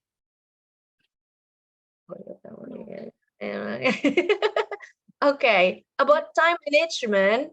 Speaking frankly, it is a challenge for me. It's not that easy. And then I've been struggling to manage my time, yes, because I have Oak-Tree in 3 different cities, and I also have online program as well with 200 something students. Luckily, I am surrounded with a wonderful team in Oak-Tree. They always support me. And my family, my husband and my kids, they know that I'm very busy and they support me. I can do whatever I want to do as long as I am productive and I'm useful for the society, so they will support me. My hobby is related to teaching. I can say my hobby is English teaching. I like teaching kids especially. And then, I take teaching and writing as my hobby. So I don't feel like there is no pressure of doing this or that one. And then I tried to stop other activities that I didn't really enjoy because I want to put my priority to this one. I only have 24 hours, the same one like you. So I'm still struggling, especially if something come up like surprise in life. Usually I am a person who like to put everything on my agenda. I always have my Post-it everywhere. I always have my notes everywhere. You can see, okay. And then if you can see my desk here, I put paper here and there just to remind me about things, because I don't want to be stuck in routines that I don't enjoy. So I try to be very selective in the routines. I put them into my agenda, and then Oh yeah, right now I have another activity of learning mental health.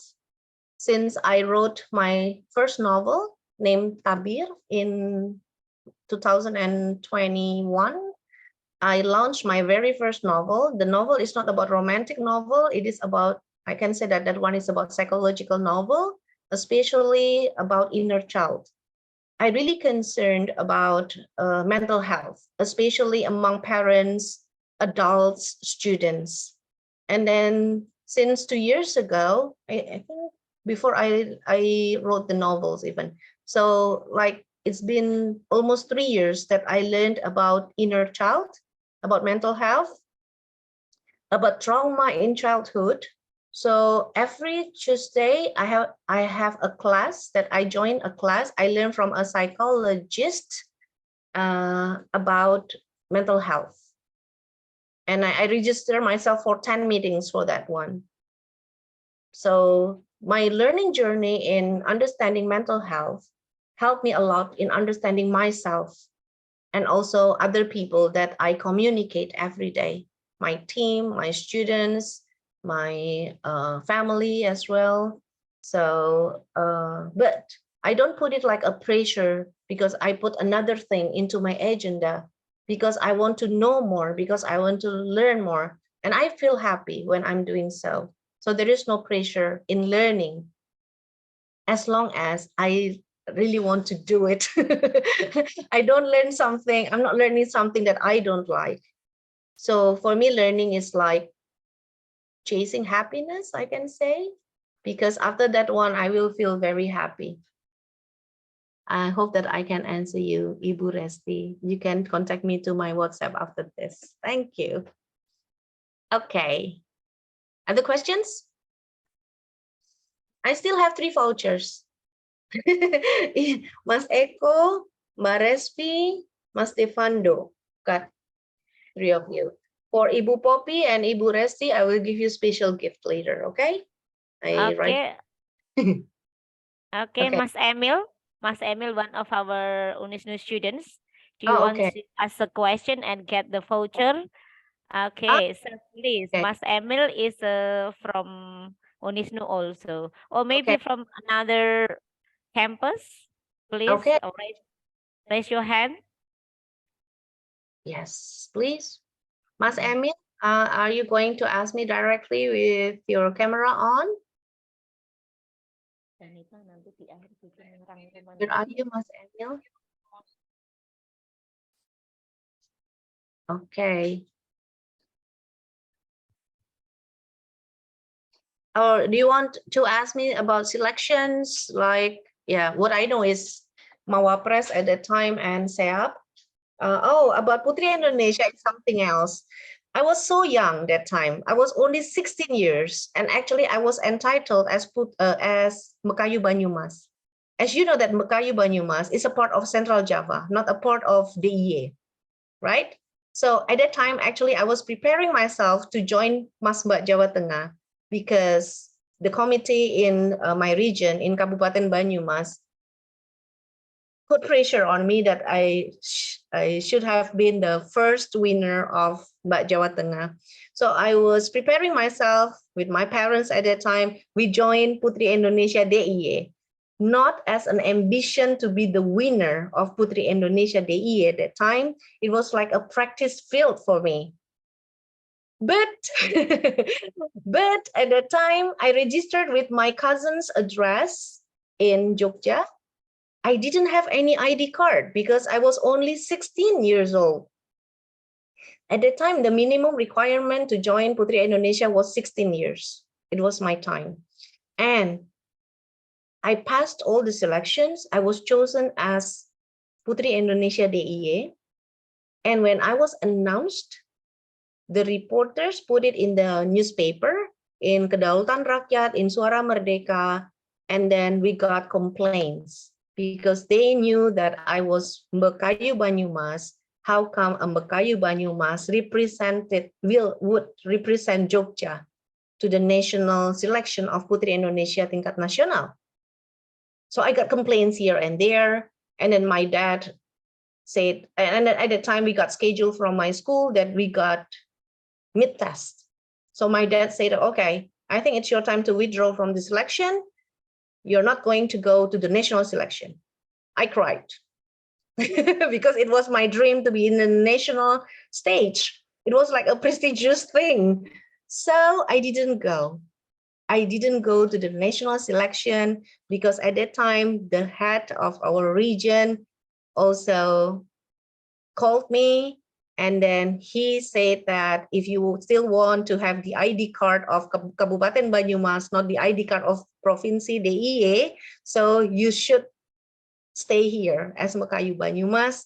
You cannot go to national selection as Putri Indonesia DIY.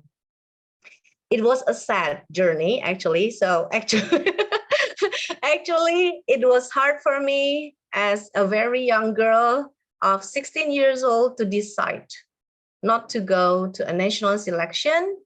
But I think, yeah, we could take a lesson after that, that, yeah, sometimes surprise like that one happened in our life. And then I learned a lot in my very young age that, yeah, sometimes you cannot do like what you wanted then. But yeah, I'm still very proud of the selection that I've been through, not as the title of Putri Indonesia DIY, but as the selection that I've been through. It was not an easy journey to be Putri Indonesia DIY at the time, because all the competitors were much older than I was. I was the youngest that time. I was the youngest, and then, oh, that time, the second winner went to the national selection. She was very sweet that she sent me some souvenirs from the national selection. And then she didn't win that time. I think it was Pena Melinda or who won that one, or Alia Rohali. I don't remember. But yeah, it was in 1992. Okay. So that's another thing that you have to prepare when you're joining a selection. Sometimes you learn, sometimes you win, sometimes you learn. Okay. Ibu, ini ada pertanyaan lagi dari Ibu Resti. She is curious with the name of your English course. Why Oak Tree? Oak Tree, okay. Is my husband still here? Bapak Rudy is still here. It is related to my husband's job time. So Oak Tree, what do you know about Oak Tree? It is a very strong tree, right? Usually in a children's story, it is very strong, it is tall, it is shady. And usually it is described as a wise, strong, full of wisdom. And then it is like a shelter for children to play under it, to read books under it, right? Usually they picture Oak Tree like that in the movie or in a children's story. At that time, in 2005, I got my second pregnancy. My condition was not very good, so I stopped working in Lia Kelapa Gading because of the traffic that we had, and then the journey that I had to go from Bekasi to Kelapa Gading all the time. And then I stopped teaching at that time, and then my husband said that, okay, why don't you open your own English course then? He supported me, and then we tried to find a name for that one. At the time, he was working in a Dutch-owned veneer company. Veneer is that one, the wood, okay? And one of the best wood, of course, is from the oak tree. It is like a high sale, like a high in demand in the market. So at the time, he sold imported woods to Indonesia. Okay, we don't have any oak trees in Indonesia, but I planted one in Bekasi that time. It was my first institution in Bekasi Timur, in Kota Legenda. It's just some steps from my house. So we rented a house here, and then some of the children in the neighborhood, the parents, they knew me as an English teacher. So I got 30 students first, and then we developed it. After 5 years, I opened another one in Oak Tree Grand Wisata. And then when I moved to Balikpapan in 2010, I opened another one. And because Balikpapan is so close to Banjarmasin, I got my best friends there. And then they proposed to me for planting an oak tree in Banjarmasin. And now we have in Bekasi, Balikpapan, and Banjarmasin. Mbak Resti, okay? Okay, so it is more like the philosophical things of choosing the name oak tree then. Can I have your video, please? Ibu Resti from Jogja. Hi, hello there. Thank you for the question. Did I answer your question well? Okay, good luck for your English course. I haven't. Great, Can you hear my voice?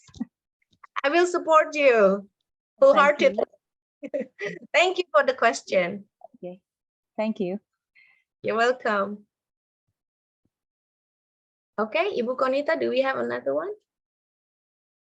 Oke, Ibu, sambil menunggu mungkin Okay. boleh saya bertanya? Okay, sure.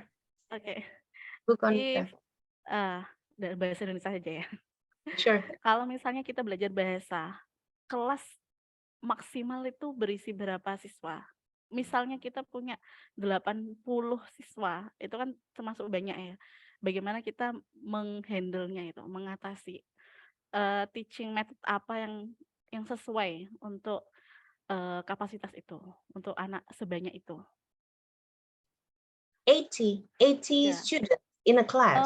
Bukan formal, mungkin untuk kayak program apa gitu, Oh, okay. non formal. I see. Okay. So, are you an English teacher, Ibu Konita? Not yet. Not But yet. I'm graduated. Okay. Sure. So, first thing first, it depends on your goals. What is your objectives in teaching the class? You have to have a plan. And inside your plan, you have the lesson objectives. And after that is the goals, right? You have the short goals and then you have the long goals for that one. I can say that 80 students in a class is too many students in a class. Because ideally, I think for the speaking class, it should be maximum 15 to 20 students. Even in my institution, maximum is 10 students. So why 10? So that we can pay attention to their mistakes. And then we can correct them. It's easier for us, for the classroom management, to have less students, okay? But I can say that like in a seminar, sometimes I become a teacher trainer. So the school invite me to teach like 100, like to share to 100 teachers, let's say. And then, of course, we deal much with TPR, the total physical responses. Those things with sit and stir. Okay. So sit and stir activities, not only sitting all the time, but you have to stir them. They have to mingle here and there. You can put them, you can have walking gallery. You put them into groups. Let's say that if it is 80 participants, I will say that I will group them into a group of 8 so that you have 10 groups. And then you can mingle. Of course, you have to mingle here and there. And then they have to present something. So they discuss something, and then they have to present something. They display the presentation like in a walking gallery. Set that all the participants can go through the walking gallery, and they can check the other group's presentation then. Okay.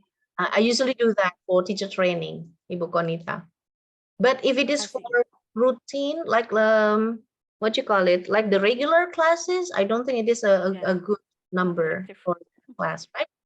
It is just for once in a while. Is that for what regular class, Ibu Konita? No. Okay, just in case that you have 80 in the class. Wow. No, not in formal class. No. Not in a formal class. Okay. We can have something. Oh, in Oak Tree, some years ago we had a fun weekend with 25 to 30 participants. So we stayed in Oak Tree for a night, and then we got dinner together. We discussed things. We played game, and in the morning we walked around the housing complex, and then we bought some vegetables and fruits in the market, traditional market, and then we prepare breakfast together, those things. So more for physical things if you have lots of students, right? Or participants. Did I answer it? Bu Konita? Iya, Yes. terima kasih. Ini sudah ada pertanyaan Okay. dari Mas Denis ya. Oh, Mas It's MC. okay. Very good. Mas Denis ingin bertanya terkait bagaimana ketika kita ingin join SSI AYP. Please check the Instagram of SEAP Jawa Tengah because Jepara is under SEAP Jawa Tengah, SEE Jawa Tengah, or SEAP International Indonesia Jawa Tengah. You can see that I think it is time for selection right now. Because I'm not in a committee of SEAP Jawa Tengah right now. I'm more for my own batch and SEE in Jakarta. I think you have to follow their Instagram account, Mas Dennis, for the updates of the selection. What I know, not every year that they will send a couple, like girl or boy. So let's say that this year they will send a boy. So next year they will send a girl. It depends on the quota of the participants. In my time, because Indonesia, Semarang was the host of the country program in Indonesia, there were 4 participants. I was the first winner with Mas Ogi at that time, and then the second winner from Undip. Oh, the 3 of them were from Undip. And then the late Gita Dwipangga, who passed away some years ago. So there were 4 of us because we were hosting the Nipong Maru and participants in Semarang. But I think usually we will just send 1 or 2 participants. Okay. Of course, you have to be ready with, please update your CV and then put in the CV your organization experience and all the achievements that you've got so far, and knowledge about the destination countries, because for SEAP there are more than, now you will visit 10 countries because Cambodia and what else? There are 10 countries that you're going to visit. Let me know if there is an UNISNU student who will go to SEAP selection. Okay. I might help you. Okay, I might help you. Terima kasih. Thank you, ma'am. To prepare yourself. So you can just tell Ibu Aprilia about that one, and I might help you with some of the things then. Okay? Thank you for your kindness, Ibu Iga. Most welcome. Okay. I'm happy to help students to prepare themselves for selections, Ibu April.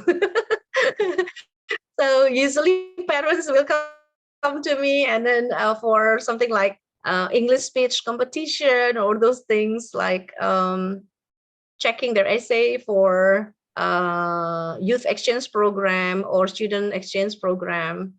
I'm happy if I can help them. Oh, and essay is very important. This one, you have to know yourself well in all kinds of selection, because the most basic question will be, tell me about you. In all selection that I've been through, you have to be ready. If the interviewer asks you, tell me about you in 60 seconds, in 1 minute or in 2 minutes, of course you cannot stop, because when you stop only in 30 seconds and then you stop, it means that you don't know yourself. So please practice how to tell about yourself, maximum in 2 minutes. You practice it in front of the mirror. I did that one. So every time I had to present something or prepare myself for the selection, I practice it in front of my mirror. 1 minute is good, but 2 minutes is the best. And then make sure that you have the framework. Make a systematical introduction about yourself. You start with your recent condition right now, or like your profession right now, or your status as a student right now, and then you go back to the things that you did before.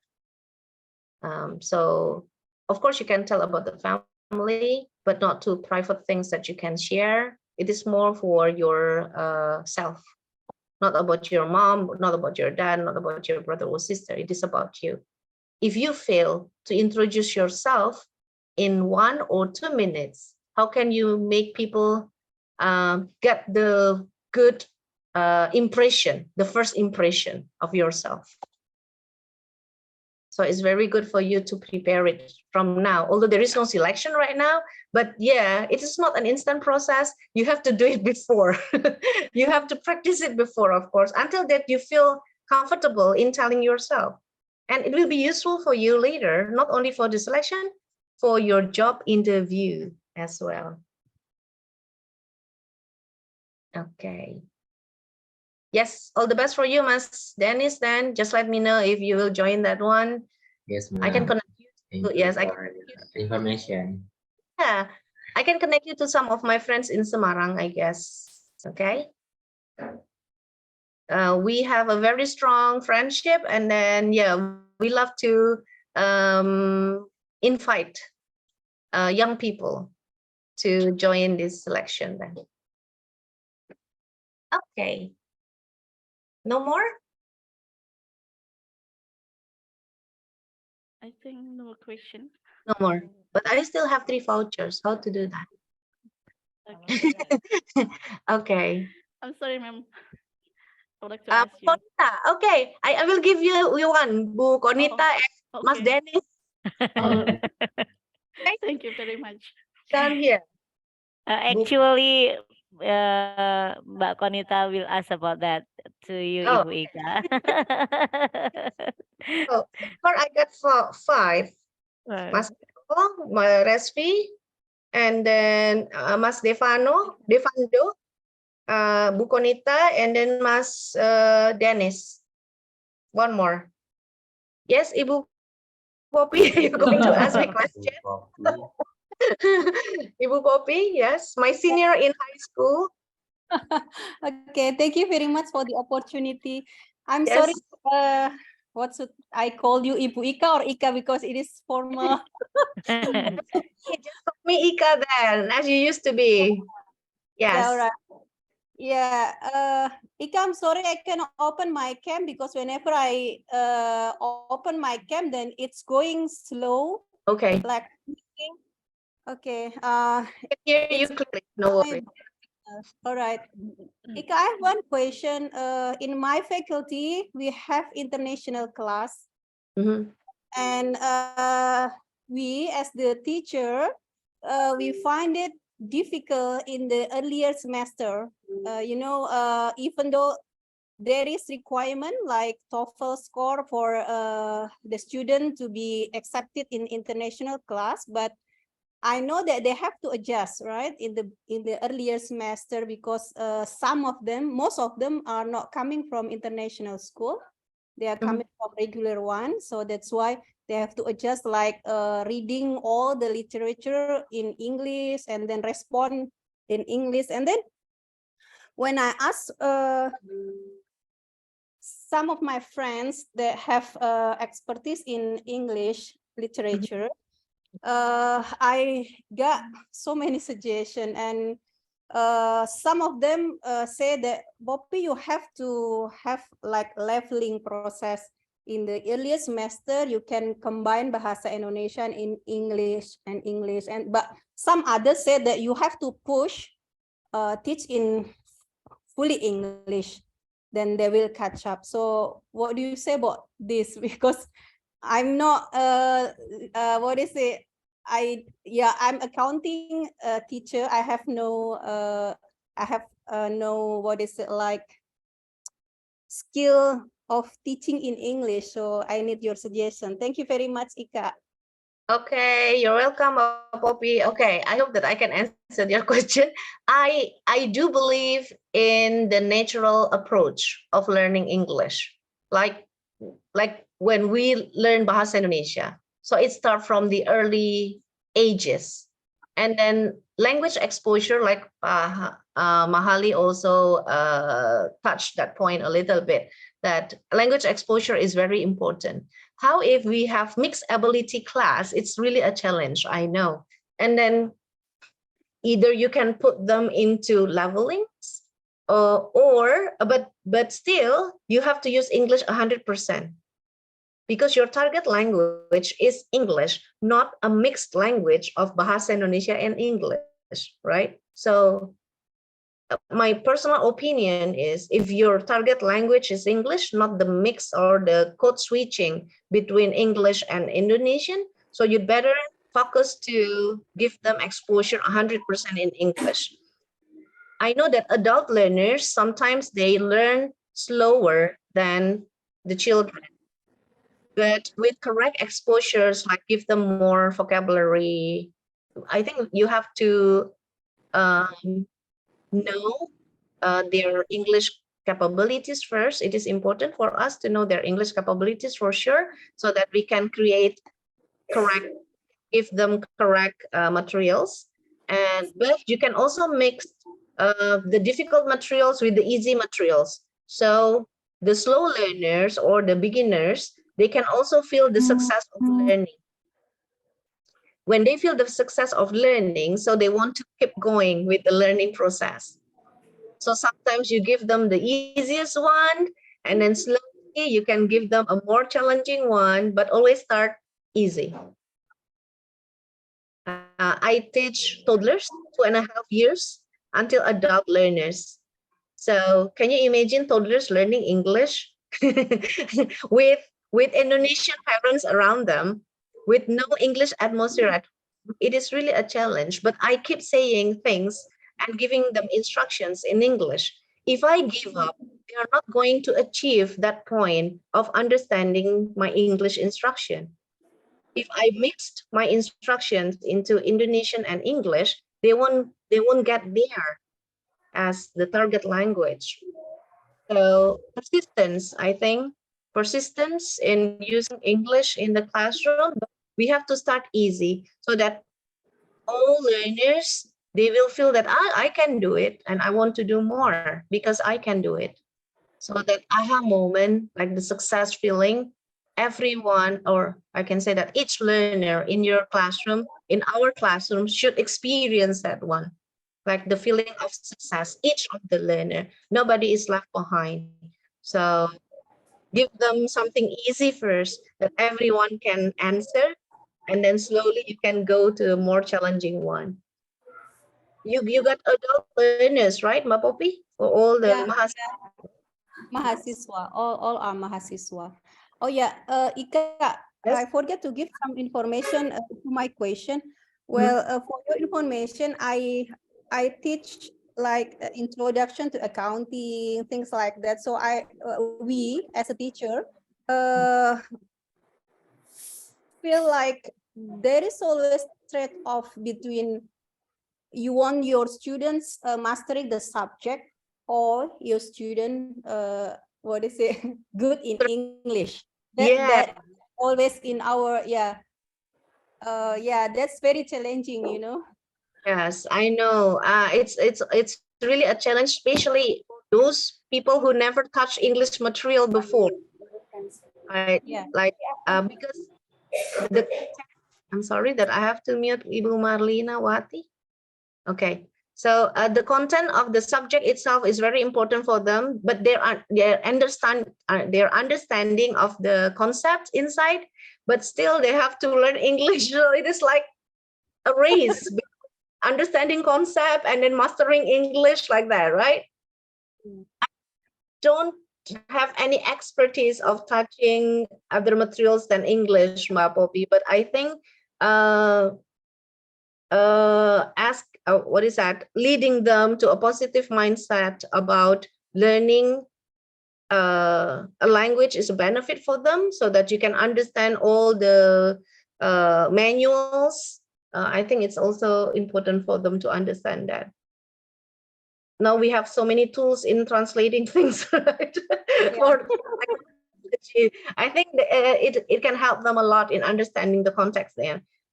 English capabilities is something else than that one, because understanding the context of a certain subject with the English skill itself, I think they have to master it first before they come to reading. They have to have more and more vocabulary first. That's my personal opinion, though. Thank you very much, Ika. You're welcome, Mbak Poppy. So Mbak Poppy invited me in October 2020 with Yeah. this kind of sharing. So I have to thank her for that experience as well. So I shared to the FEB students in Unsut that time 2 years ago, right, Mbak Poppy? In October, Yeah, that's right. October Yeah. 2020. So for Mbak Poppy, I think it's not something new about me. Yeah. Okay, thank you. Welcome. Mbak Poppy has known me since 1991, I guess, when I joined SMA Satu. And Mbak Poppy was my senior there. Thank you, Mbak Poppy. Most welcome. Okay. Yes, Ibu Konita. Excuse me, Ibu Konita as the moderator and also Ibu Ika. There are some English education students, here joining this webinar, but maybe they are shy to ask some questions. Maybe one of you from English education major, or maybe from ORSA, Organisasi Bahasa, you Wow. can ask maybe one questions to Ibu Ika. Hello. Okay. Well, okay, Mbak siapa ini? Ada PBI Ira. Yuk. They are still shy. So it is one of the way to develop their their competence in English, loving English. Okay. So maybe it is take time. Yes. Okay, siapa ini ya? Ibu April, students of this new Ibu Aprilia students, are you here? So the first time, you're so lucky. The first time I met Ibu Aprilia was in Kudus at that time. So when Pak Mahali mentioned about UMK Kudus, it was our first place to meet, right, Ibu Aprilia? Yeah. So it was so funny. Yeah. I was waiting for my turn. So we were the presenters. We were the presenters for the Teaching English for Young Learners for Generation Alpha. We both were the presenter. We didn't know each other. I sat there waiting for my turn at the back of the room, and I played with her daughter. Yeah. Daughter and That's her great. son. But I didn't know that Ibu Aprilia was the mother of those kids. Okay, and then I didn't know that Ibu Aprilia was also the presenter. So when she came into the stage, and so that's the mother and also one of the presenters. And at that time, she presented so well about creating. Okay. So at the time, she presented about that she created a dictionary of English dictionary based on culture in Jepara. Am I right? Right, Ibu Julia? So yeah, it's a local wisdom. The name is Cibaya Dictionary, Cinta Budaya Jepara Dictionary. by the end of my presentation at the time, and then we talked, and then she gave me the draft of the dictionary. I still remember that. And that's the start of our friendship, right? And we haven't met again after our time in Kudus, right, Ibu Aprilia? Yeah. You are so lucky that you have Ibu Aprilia in Unisnu. Very Thank good. you. Okay. And also, thank you so much for the origami for my lovely daughter. It's the symbol of our friendship that time, right? Yeah. Thank you. All right, so you don't have any questions? Are you sure? You can contact me through my Instagram, but my Instagram is private, so you can please send me a message that you are one of the participants of today, so that I know that you're from this event. I'm sorry that I put it into private account. Yes, but for oaktree.id, that one is for public. Only my account is in private account.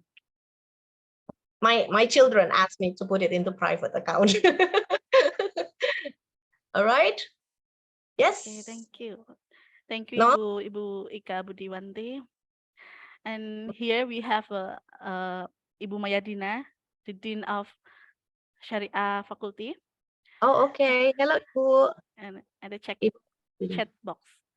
In the chat box. Yes, she said, "Thank you for sharing Oh, your, okay. your Ibu Maya. presentation." Oh, thank you so much, Ibu. I'm sorry I didn't notice that one. Thank you very much. You're Oh, welcome. Yes. Thank you, Alhamdulillah. Bu. Thank you so much. Thank you for being here, Ibu Mayadina. Yeah. I'm very happy. Thank you. Okay. That one day I can visit you in Jepara. Jepara is in my bucket list. I really want to go to the beach. I want to go to the museum as well. So one day when I visit Nabila in Semarang, I think I can take my time to go to Jepara for a while and meet some of you there in Unisnu. And please take me to the beach. Okay. Okay. Most welcome, Ibu. Most Okay. welcome. Yes, I'm waiting. Okay. Thank you. Okay. No more? I think. I still have one voucher though. 1, 2, 3, 4, 5. Okay. Ibu Aprilia later will help me with the name for the 6th receiver of the voucher. And then Okay. we'll welcome Ibu Aprilia to join the session. This is what are you going to get for those who got the vouchers. I will give you 2 sessions of speaking club. Okay. So we are going to discuss things for 2 hours for each session. I will give you the schedule. I hope that the schedule meets your schedule. So 2 sessions of speaking club that we are going to discuss things because I want to know you better as well. And each of the session is 2 hours. Okay. If you don't mind, I'm going to conduct it on Saturday afternoon or Sunday morning. Okay. Yeah, Ibu. Thank you. I think that's it. Yes, Because okay. no one asked here. Yes.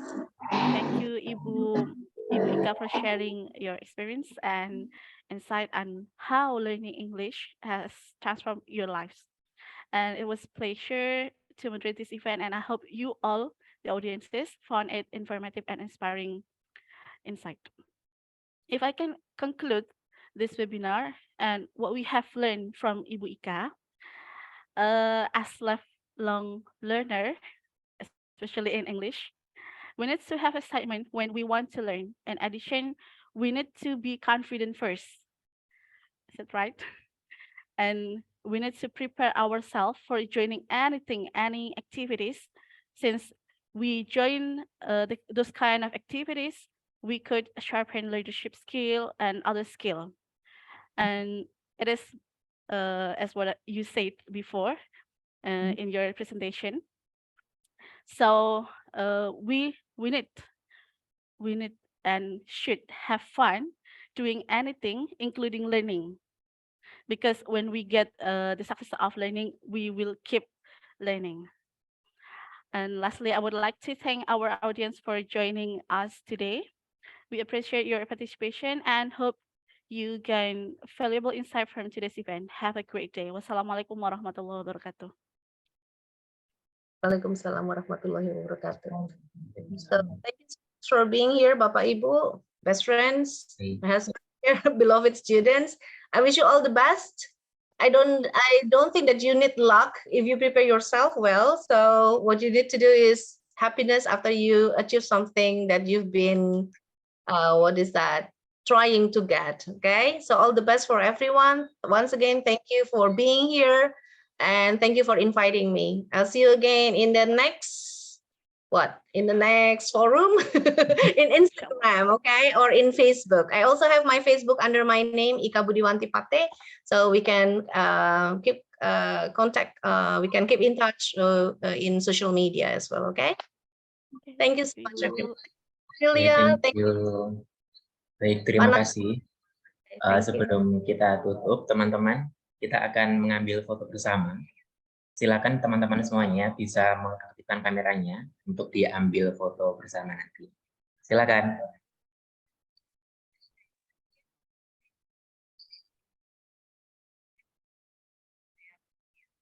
Oke, sambil menunggu.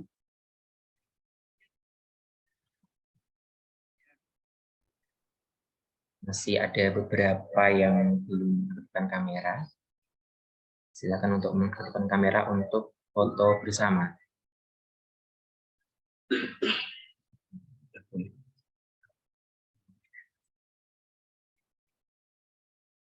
Wow, now I can see faces here. Hello, hello everyone.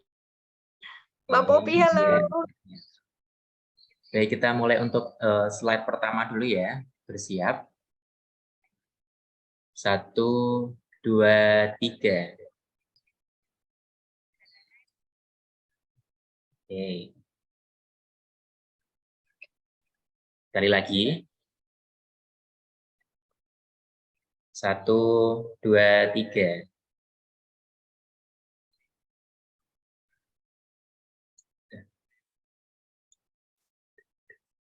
Oke, terima kasih teman-teman.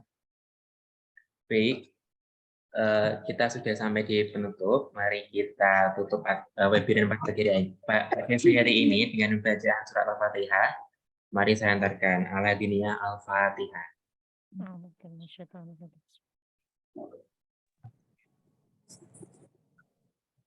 Terima kasih atas partisipasinya. Semoga webinar pada hari ini bermanfaat untuk teman-teman semua ya. Sampai jumpa di webinar selanjutnya. Terima kasih. Saya Denny Sayogo.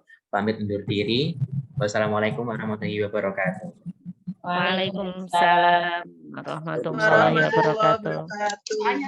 Terima kasih semuanya. Thank you everyone. Bu izin, Li. Thank you. Matur nuwun Pak Mahali, matur nuwun Pak Nasrul, Bu Aprilia, Unisnu. Thank you so much everyone. Terima kasih Bu April, Bu Ika. Sampai jumpa. We are waiting for your coming at Jepara, Ibu. Yeah, I cannot wait to see all of you. Yeah. I will visit Unisnu then, okay? Okay. Thank you. You're welcome. Okay, allow me to leave this forum. I'll see you again next time, okay? Assalamualaikum. Bye. Bye.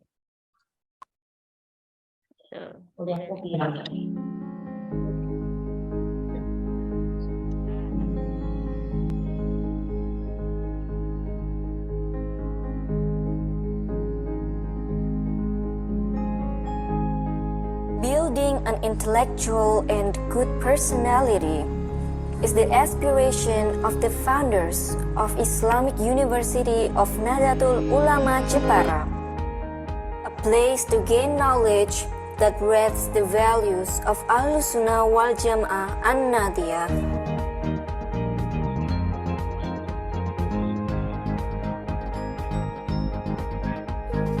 Unisnu Language Center, one unit that supports the ideals of the founders to develop language skills, efforts to rule the world.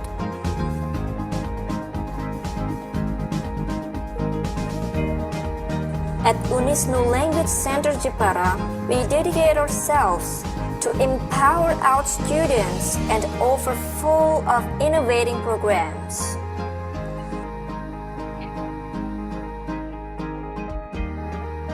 Unisnu Language Center Jepara always prioritizes quality, prepares professional tutors who have integrity, creates intelligent and agile linguists. Unisnu Language Center Jepara is tireless to work, facilitates a variety of language learning processes which are rich in strategy and according to the challenges and changing times. Unisnu Language Center Jepara is ready to face the digital and millennial era, forming skillful language learners based on wise models. We will always be ready to serve and maintain trust, prioritize optimal service and quality programs, and affirm ourselves as the only and unmatched language institution in Jepara. At Unisnu Language Center Jepara, we dedicate ourselves as the Chandra di Muka Crater a place for galvanizing and increasing language learners' capacity based on the world global needs.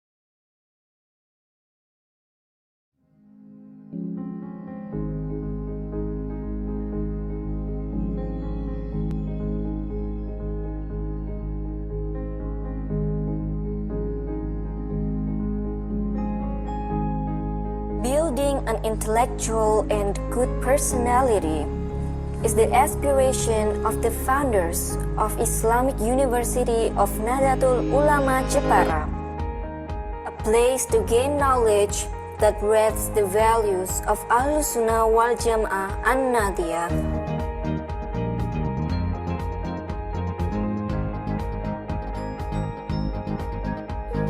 Unisnu Language Center, one unit that supports the ideals of the founders to develop language skills, efforts to rule the world.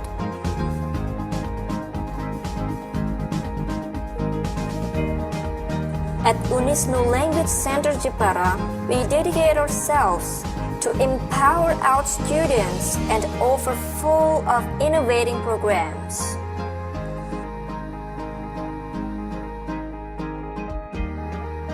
Unisnu Language Center Jepara always prioritizes quality, prepares professional tutors who have integrity, creates intelligent and agile linguists. Unisnu Language Center Jepara is tireless to work, facilitates a variety of language learning processes which are rich in strategy and according to the challenges and changing times. Unisnu Language Center Jepara is ready to face the digital and millennial era, forming skillful language learners based on wise models.